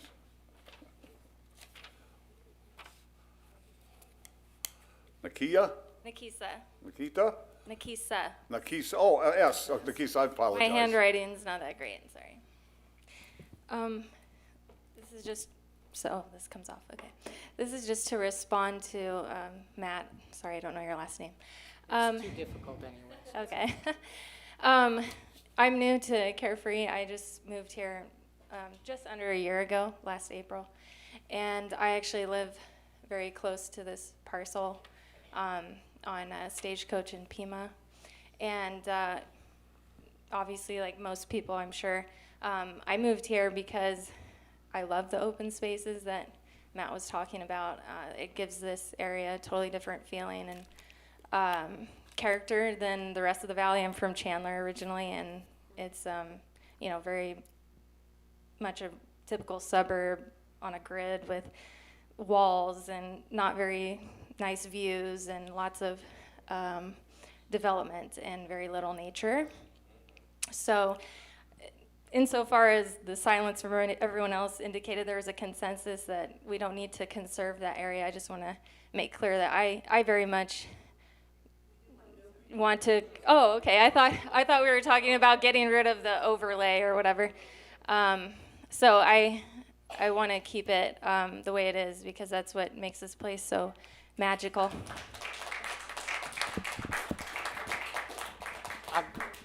I'm glad you took a chance to speak, because yes, I wouldn't want someone leaving with that understanding that I heard, or we would be working towards keeping it as it's proposed and shown in the track changes version, just to make sure everyone's on the same page.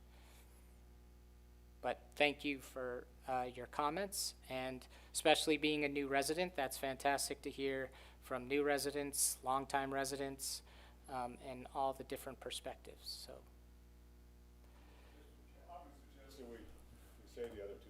Well, Mr. Chairman, with such impassioned speeches from Matt, we might be able to knock off the next two in about a minute and a half if we got through parks. So I don't think we should lose the moment. Let's keep rolling.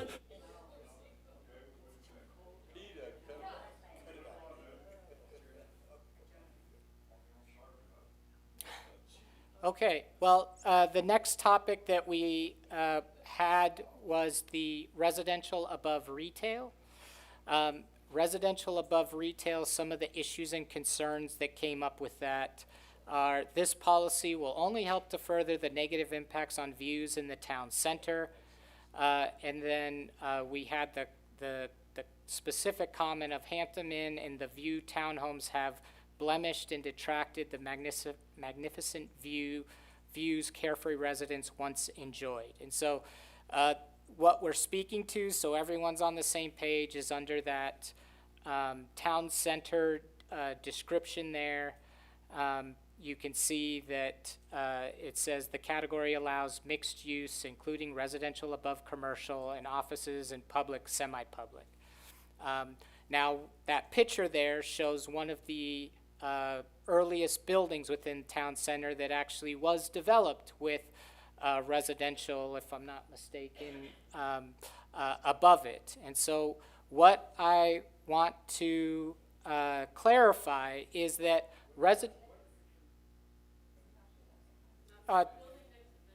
the Ortega's with the back, Oh, you're talking about venues. Oh, no, Yeah, venues. no, Ortega. Ortega's? Steve Yeah. can help me if I'm correct. That's Ortega's, In the back here, the second story.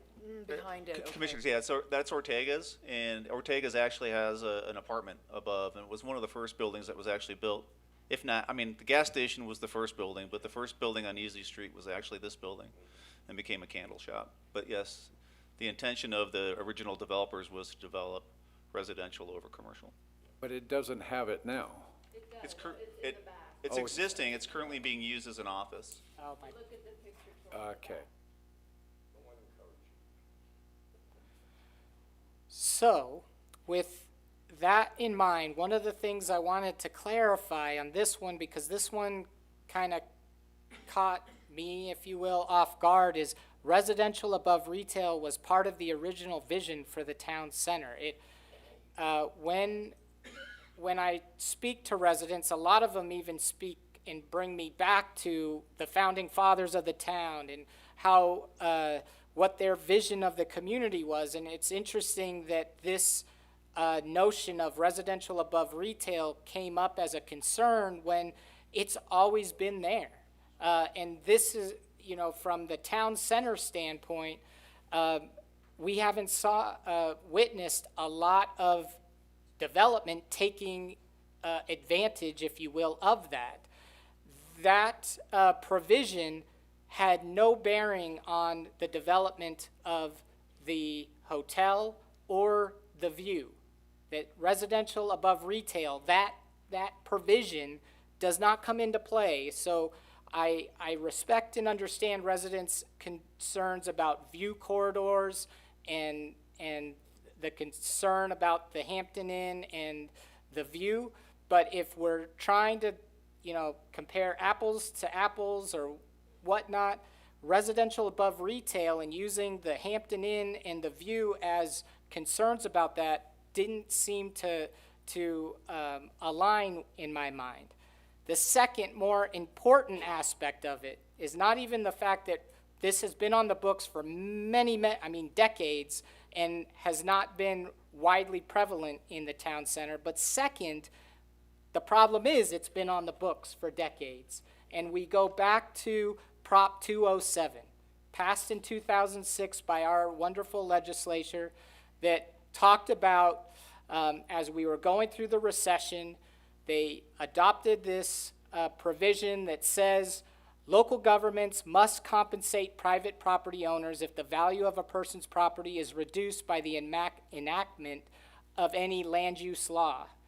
Further, Prop 207 is the reason why changing land use zonings to permit less intensive development is difficult in Arizona now, because we have this law in place that if we enact something that causes someone to believe that it diminished the value of their property, that the town is on the hook, and legal can confirm with me, the town is on the hook to prove that it didn't. It's not, the property owner comes forward and says, I think it did devalue my property, and it's the town's responsibility, my understanding, is to prove that it didn't do that. And if they can't do that, then they have to compensate. And so in this instance, we have a big problem here because this has already been something that is afforded to properties. And thus, if we were to take it away, we're exposing the town to litigation. And I don't think that the juice is worth the squeeze in this one in terms of if we're talking about view corridors and those things that are important, well, then we have a lot of language in here that talks about protecting scenic views and how we're going to go about that. And then we even have action items about how we're incorporating that or being mindful of that.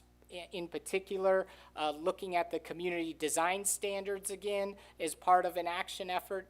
So I think it seemed like when we were listening to residents that there were other things that we should be doing to address views and address concerns in the town center than this residential above retail. I think it's going to not get us the outcome that we're looking for, and then potentially even expose the town to something that we're not looking for. And so for that, that's why I wanted to discuss this residential above retail, because I'm not catching the connection here. I understand the concern about view corridors and certainly heard plenty about the Hampton Inn, but again, let's be honest here in terms of if we're trying to get to the issue, residential above retail was not it. And so if there was points of clarification from anyone, I'm here to listen, but that's why we did not necessarily completely remove that. It's just from a statute law standpoint.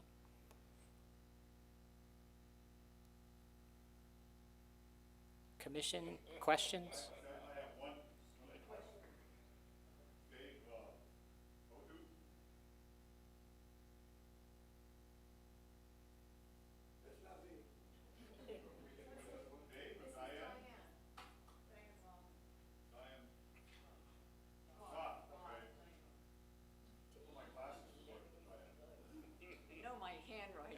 Bad, but I didn't think it was that bad.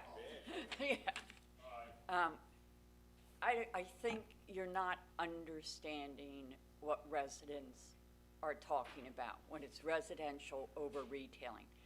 And I find it odd, I've just read a lot about our founders, and none of them mentioned how they envisioned that downtown. They envisioned people living around the downtown, walking to the downtown, but not living over the shop, which is a total, and having been a retailer for 40 years, residential over retailing will change dramatically the makeup of the downtown. And it will destroy what we have now architecturally. And I want to know, who are you attracting to live above the shop? I mean, who's going to be living in these apartments? So are you going to make them cheap enough for the shop people to live there? I mean, what's the thinking? We already have condos. We already have towns. People move here for a semi-rural look. And even in Old Town, where I go a lot, you don't have residents over the shops in Old Town. You know, if you go into Boston or New York, you do. It's a city. We are a town of 8.8 square miles, 3,600 people. So you have to say, what would it cost us in terms of the character of the town? What demographics are you trying to bring in? There are no businesses other than the retailers which are struggling. So can they pay a shop person enough to rent a shop apartment over the stores?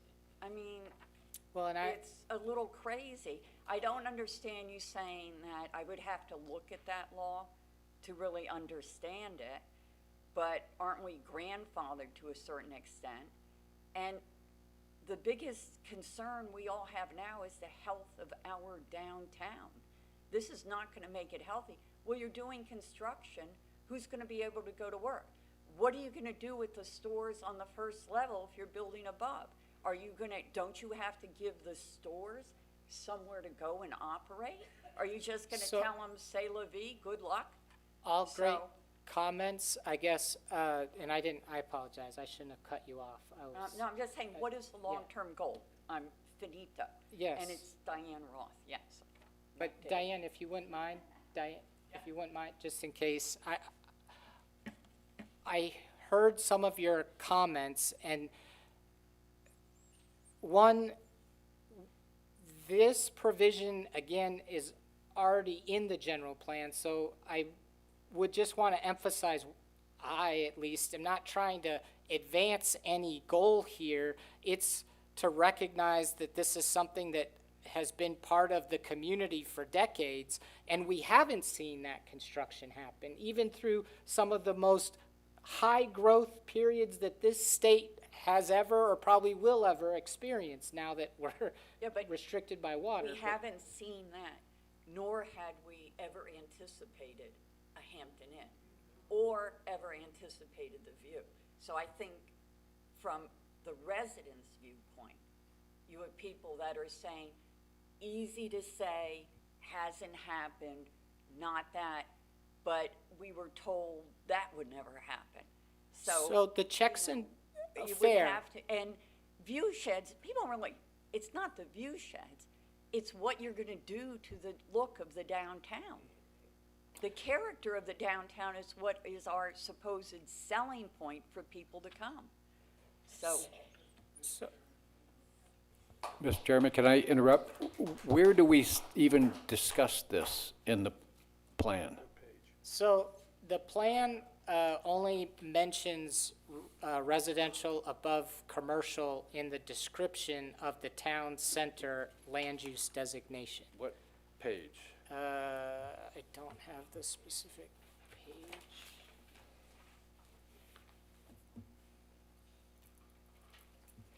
That would be on page 24. Page 24. So, and Diane, thank you again for coming up to share more context.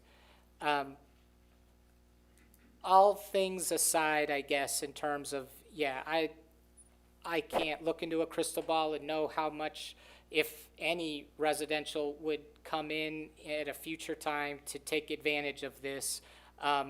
We know that in order to utilize it, there are steps you have to go through on the zoning side, so it's not still something that you are, in certain situations, some properties do have by right, and then others would have to request it. And that also has parking requirements associated with it, which makes it unviable because we couldn't have parking. But that is, I think, that's probably the softest in terms of debate. Like, I don't Including really need to residential. debate that. I think it's the Prop 207 side of things that gets me the most nervous. And so that I would just want to relay to residents of this particular one. It's not coming from any other place other than wanting to consult, as our contract says we are, of, again, not putting the town into something that then litigation comes up and says, Matt, you didn't tell us about this. Matt, So, yes. if we struck the word above, just strike the word above, because the zoning is the zoning, the entitlement's the entitlement. It's not gonna change whether we mention it in the general plan or we don't mention it in the general plan. You're just setting a nail out there for a hammer to come find. Mr. Chair, Commissioner Burns, I'm not sure it's been litigated whether an exclusive general plan change would be enough to trigger 207. Clearly, if the underlying zoning was changed by the town, Which we're it not. would trigger it. From a conservative perspective, I'm not sure you'd want to be the test case, just because it could be an expensive test case. That's the one issue, we're talking about land use, and Prop 207 goes specifically to land use. Yeah, but just because we don't mention it above commercial does not mean we prohibit it above The zoning. commercial in the zoning. That's correct. So they could still go through the zoning application and go through whatever they're gonna do, and the only thing we're removing is highlighting that one particular aspect of commercial zoning, of which there could be many. Well, Chairman, Commissioner Burns, I guess my concern would be is that, as Matt has described, in a sense, is that this land use for town center has already evolved into zoning that has requirements that relate to whether or not it can be mixed use, and typically it does require the residential to be above commercial. That's what the zoning says. So I think you create a conflict, although I don't know if that matters or not, a conflict between the land use itself and the zoning that was approved, that was, I believe it, and this was before my time, an outcome from this land use in the first place. So Well, but with all due respect, we have commercial, and commercial with a special use permit, you can get storage, right?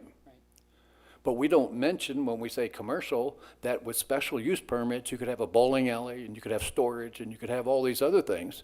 The general plan's not prohibiting it. Yeah, Commissioner Burns, I think that point's well taken. I have no problem looking into that and seeing if that's just an easy change to, if you remove it. The only thing I can, off the top of my head, is it's gonna be an additional hurdle of staff to know that, yes, it was removed from the general plan, but that doesn't matter. It's still permitted by the zoning code. Yeah, and that would be the thing I would want to clarify. Again, going back to residents, is we might all pat ourselves on the back and say, yes, we removed it out of the general plan, but it still exists in the zoning, and therefore, I think, to Stacy's point, residents further down the line that might be removed from this process would say, wait a minute, we took that out, why all of a sudden is And this in the happening? 40 years that Carefree has been a town, how many residences above commercial do we have in the town center? well, I can't answer to how many that we have, but I can tell you that there was one recently approved within the last 5 years. So, you know, a lot of time, like with this whole Airbnb concept, we did have a 2-story existing building that approved. Why, you can make the faces all you want. I'm just telling you, things that happen in Carefree don't always happen in a monumental pace. And it has been utilized recently because the zoning permitted it.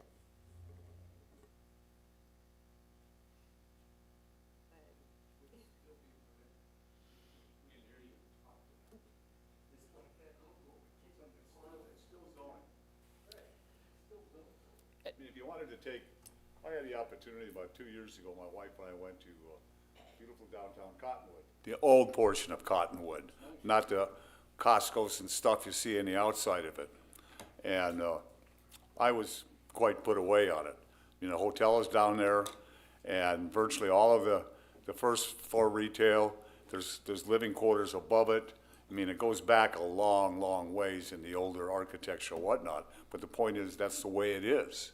And the streets are busy and everything else, and it looked really well. I mean, if you get bored for something, just take a run up there and got a new hotel in downtown Cottonwood, and just take a walk through Cottonwood. It's really something to see, and there's the whole area, the old original plat, which has now been rejuvenated, if you will, looks quite good. And there's serious upstairs living above the retail, up and down the whole main street. Well, thank you, Chair. Of all the dialogue, everyone's sharing observations that confirm, you know, everyone's understanding of the scenario. What I would want to emphasize, though, is that, at least from our perspective, or as we draft this through community assistance, is we don't want to try and advocate for this. That's not where this comment is coming from. It's simply, again, to say that if this is something that we were to strike in the land, or in the general plan, that there are legal impacts and entitlement already on the books that wouldn't change. And so I want everyone to understand that if we were to agree to make a change, that it's not going to necessarily trickle all the way down. And again, no surprises. To zoning, you mean? Right. Absolutely, right.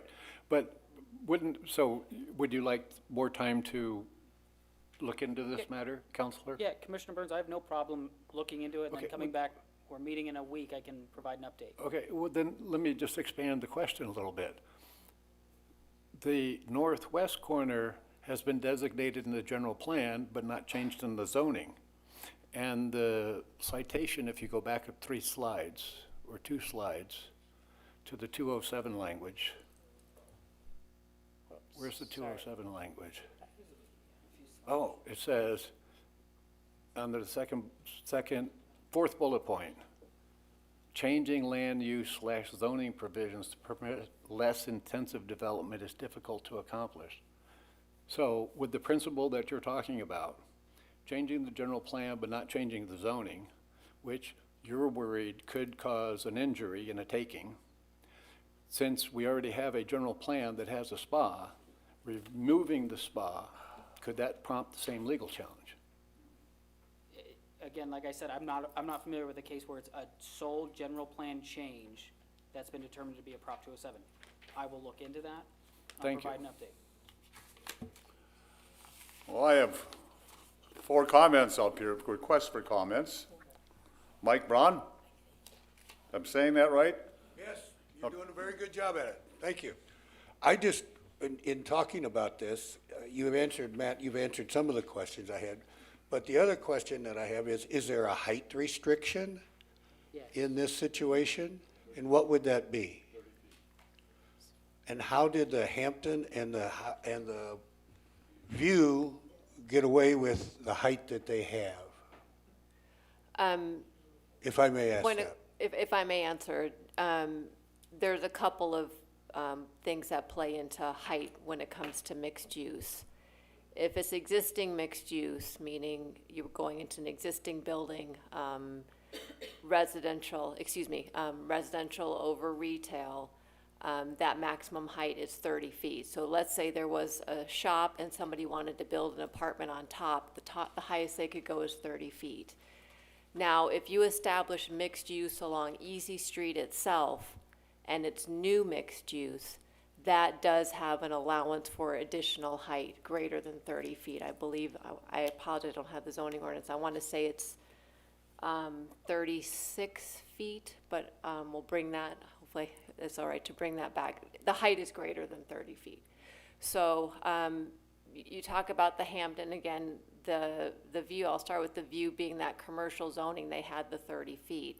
The Hampton is based on its approved zoning. It's related to that language that was created under a conditional use permit.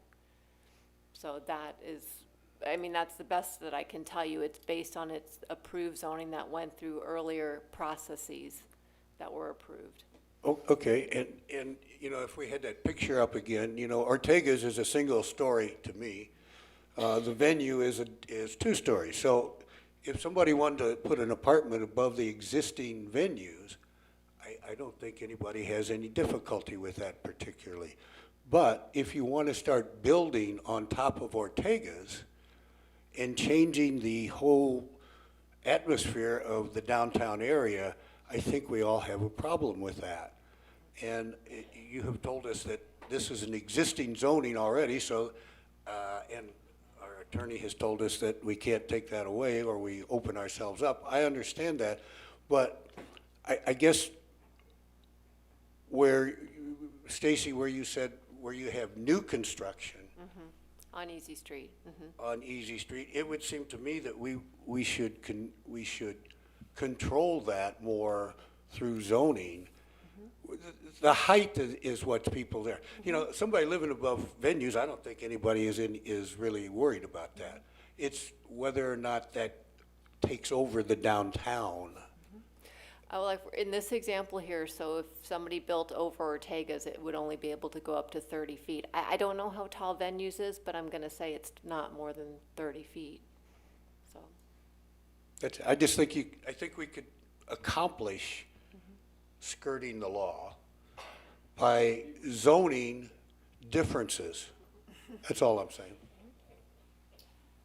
But I guess if I could clarify, if I heard your comment, you were circling back to the issue in your mind is the concern about views. Height, thank you. And I guess that's the takeaway I wanted to get clear in my mind is it's not necessarily about residential above retail, it's the height. It's the height plus new construction above something that's been here for, I don't know, Ortega's probably been here for 30, 40 years. Right. It would be out of character to put an apartment or condo above that. That would change the atmosphere, the look, et cetera, whatever of our downtown considerably. But to put an apartment above venues where it's already there, I don't think is a big issue. But I think the townspeople would have issue with new construction, especially more of the view. I think we can zone that out, is what I'm getting at, I guess. Thank you. Mr. Bernstein.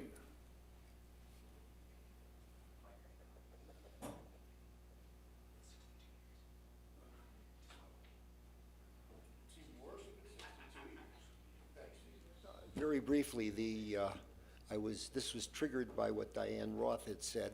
Can you hear me now? Yep. That's good. Okay, here I go. Take that off my time. Okay, Diane Roth was comments triggered this thought. The key, of course, is we don't want to change the character of the town. I've heard the same thing in Washington State, where they are doing that. But the fact is, if you put residential, there's other consequences. The consequence I'm thinking of is you have to have support. There got to be grocery stores. You can't go downstairs for dinner to get food at an art shop, which is what predominates in our town. That's what gives it its character. So you're going to have a pharmacy. You're going to have a supermarket or a drugstore, a food market. Bosch's is the only show in town, except for if you go to Walmart or if you go down to the Summit. So you're not just putting in residential places, you're putting in residential places and all the things that they need to survive and to have their life go on. So I just throw that out for consideration. I have a comment. So this is really towards you, Matt. What's the stopgap here? There really is none, right? This has been zoned this way. This is what we have to deal with. You're bringing it to our attention to say, here's some possibilities in the future. How are we going to handle this? And I'm hearing people having great comments about, well, it comes down to zoning, but technically in zoning, we need to follow those rules, which are the zoning rules there. So if they come to us and it's a 30-foot limit, Ortega's came to us, I'm not saying they're going to, but let's say somebody like that came and they wanted to, we couldn't say no, could we? Yeah, well, so we could, but is that legal? There's a business decision involved. Okay. If you want to ask the legal question, is you're subjecting, or that decision would subject the town to a 207 claim for the diminution in value of going from the opportunity for a mixed use to a solely commercial. And there'd be a litigation over the cost of what that equates to. So money. I do That's our have stopgap. I do have some thoughts, but I'd like to kind of share notes before I suggest them and find out that they're DOA. But based off the feedback I'm hearing, I have some maybe subtle changes, but yes, it still is an issue of the fact that existing entitlement is in play. And so we always have to be mindful of that. And this Prop 207, I mean, it is a blanket statement. And so when it was passed, it created a lot of heartache in a lot of ways for communities not to be able to control their own future because they're handcuffed by this really poor legislation, in my own opinion. And so I'm not trying to be a roadblock here for residents, but I also wanted to make sure everyone is understanding of what is the outcome you're looking for compared to the change you're requesting. And we heard a lot of comments about linking this to the Hampton Inn and the View, and I wanted to clarify that if that's your problem on this topic, this isn't going to get us there. But I object. No, I'm sorry. No, No. out of order. If you'd like to fill out a form, you're more than welcome to. We heard from the council. You wanted to hear from us, and then you can come back. Order. Isn't that what was proposed? Mr. Chair, Mr. Chair, you're running the meeting. It's your discretion. If you want to hear from the town's consultant, certainly. Well, I don't think you were done, Matt, and you were still answering my question, No, right? I wasn't trying to, I apologize. I don't know if I'm I didn't mean for anyone to object. I guess I'm trying to convey that I hear residents, but I just wanted to make sure that we're all on the same page, that what we're asking for is going to get us what we're expecting. And again, I'm not saying that we're not going to continue to go work on this and see if we can make some changes that won't expose the town, but arrive at what residents are asking for. I just thought I would clarify that on the surface, some of the reasoning that residents were sharing wasn't the specific change that needs to occur here. And so, again, I have some thoughts that will respond to resident input, but I'd like to discuss it with legal before we find out that it can't happen, and thus it's not a good idea. So well, I have one here from Stephanie then.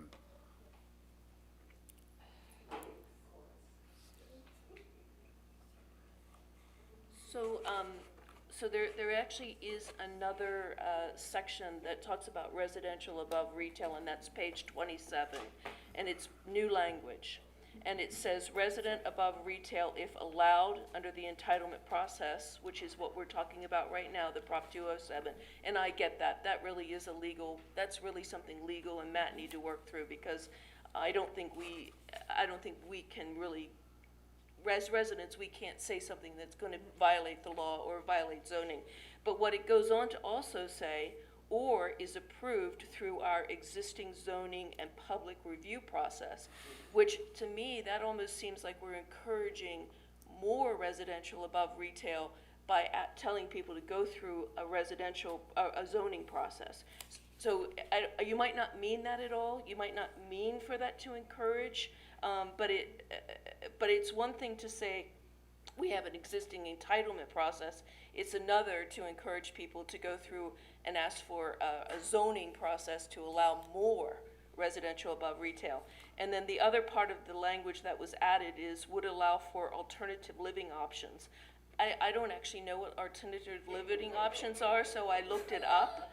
And the definition is multiple residents that aren't related to each other living in the same, yeah, that's right, Ralph, living in the same apartment. I'm to be personally honest, I'm just not comfortable with encouraging multiple people that aren't related to each other living in one small apartment.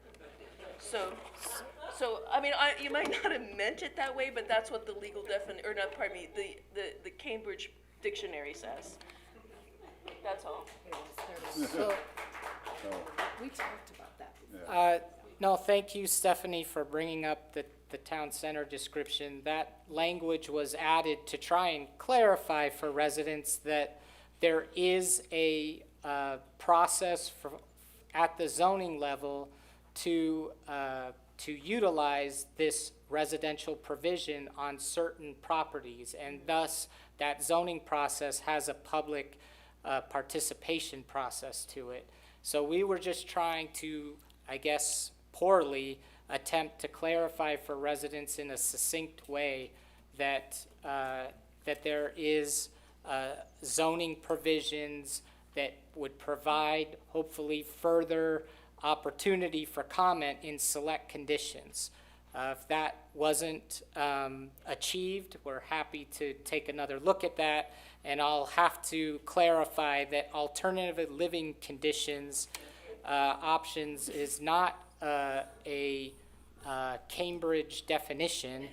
It is alternative living options would simply just be that it gives different living lifestyles to residents of Carefree. So if you wanted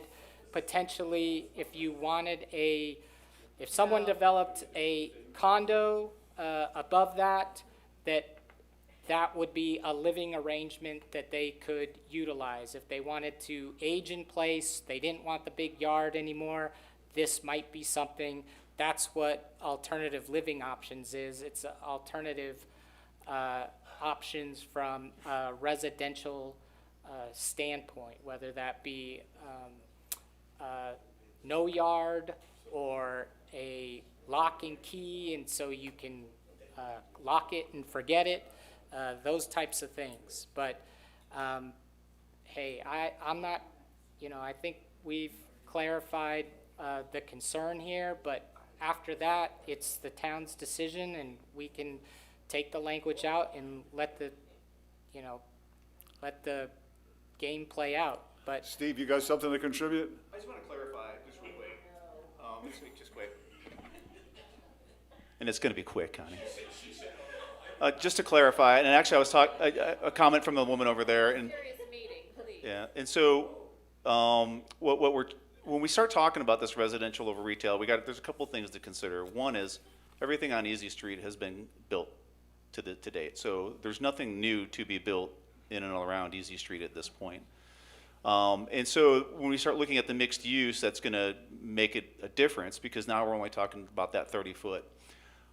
When you start talking about existing buildings that have the second floor that could potentially do this, we're looking at the Tea Room building. It has offices above there, and I know that they contemplated at one point putting residential and putting a home above there. You're looking above Gallery Michelle, and where the Carefree Consignment is, there's a second story there that is office, and they could potentially come back in and try to get that as residential units.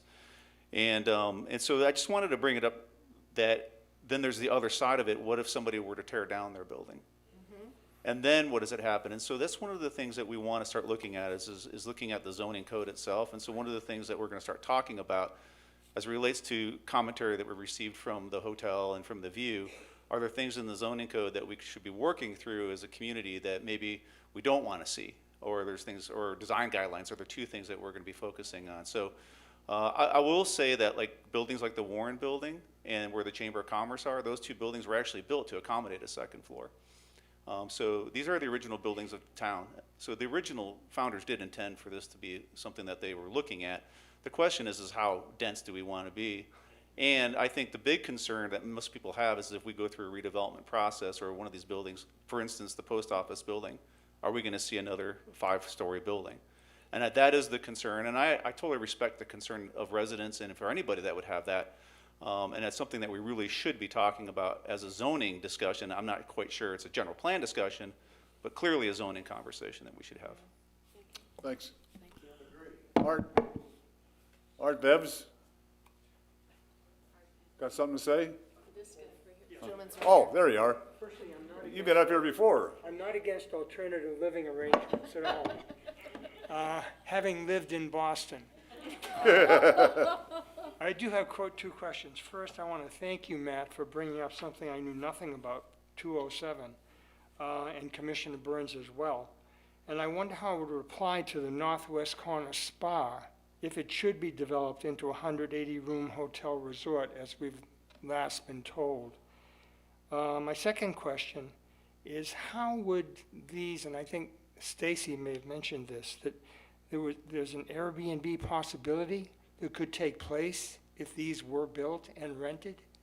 And if that happened over businesses, having lived next to an Airbnb for 8 years, and in fact Stacy intervened in one of the raucous gatherings we had next door, do STRs actually have any ability to be part of that process and rent from the owners of the building?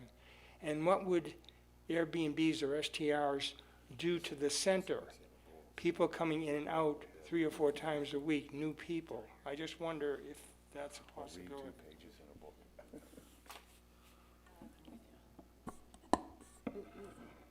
Not to avoid or not go down the discussion about Airbnbs, but I think you're aware, and legislation allows for Airbnbs. Anybody other at their personal property, if they're not encumbered by third-party agreements such as like an HOA, if it's a livable space, an owner has the right to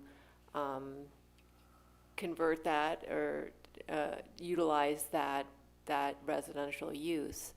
I'm not trying to say that we're encouraging it necessarily, but there's no mechanism, general plan, zoning, or otherwise, that can prohibit them at this time.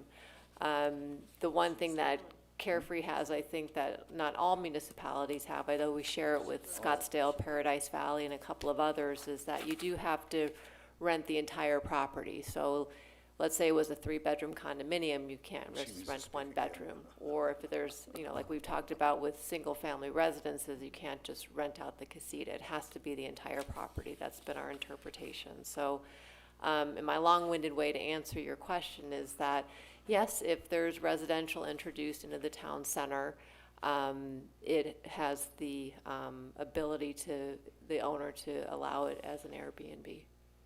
That would really affect the center, obviously. As I said, having lived next to such a horrible situation for all those years in a home, it wasn't even an apartment. There were 12 people coming in every 3 to 4 days. So I can't imagine what that would be. I can't imagine, actually cannot, what that would be like in the center. Well, I understand what you're saying. I mean, it's there's a lot that goes along with Airbnb. I mean, I look. It's a transient use. I guess I don't see it as different from a Hampton Inn or a hotel use. But you're right. I mean, there's some that are disruptive. There's some that are not. We've never had any in the 8 years that weren't disruptive. And a hotel is very different. They have rules in a hotel, that much I can say, but in an Airbnb, there are no rules. I wouldn't agree with that, but I Well, mean, we could it's talk up to about the that owner. offline. I It's mean, really we up have to a the new owner. ordinance in place that has a lot of restrictions that, I mean, I can't, people can't stand at the door when somebody rents a unit, but there's definitely a lot of mechanisms that trigger nuisance issues. I mean, we've done the best that we can with the Oh, I know tools it's- that we have, and the it's state, difficulties. I mean, it's really the previous governor that sort of opened the door to that. I think you addressed it just by saying I that think it we're done is there. a possibility. I have a comment. Isn't it true that we have a mechanism in place that says you have to rent the place for a month at least? No. Is that something we were looking at? That's what Where'd we I- previously had, but the Okay. state legislation has trumped that ability, Okay, 'cause unless, it- Nothing to do unless with your this. HOA, unless your HOA doesn't allow it. All right, thank you. All right, thank you. Thanks, Stacy. Cindy, Thank you, Art. did you want to say something, a few words? I do. You have 37 seconds. First of all, Matt, with all due respect, I was not objecting to your comments. I was objecting to the structure of the meeting. You had announced that you would talk to the council first, and then you would come to the residents, and that was not happening. So, Mr. Cook, I'd like to ask for you to research more about that Proposition 206. 206? 70, could you? 706. 207, pardon me, and get more definition on that. You can roll your eyes all you want. Respectfully, ma'am, I did not roll my eyes. And I've already been given direction by Commissioner Burns to look into it and I'm come asking you back. as a resident And to research that and bring it back. Respectfully, I Thank you. represent the town council. I'm not rolling my eyes Council, at could you please ask your town attorney to research the proposition so that we have definition? Does Respectfully, this I've apply already- to new construction, or does this apply to older construction? And are we grandfathered in at all because of the 40 years that the town of Carefree has been in existence? I think that's a viable question. Thank you. Stephanie, do you have more to say? Oh, okay.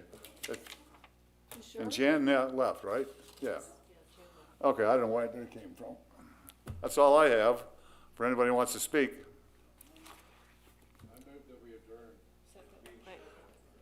All those in favor say aye. Aye. Move that we adjourn.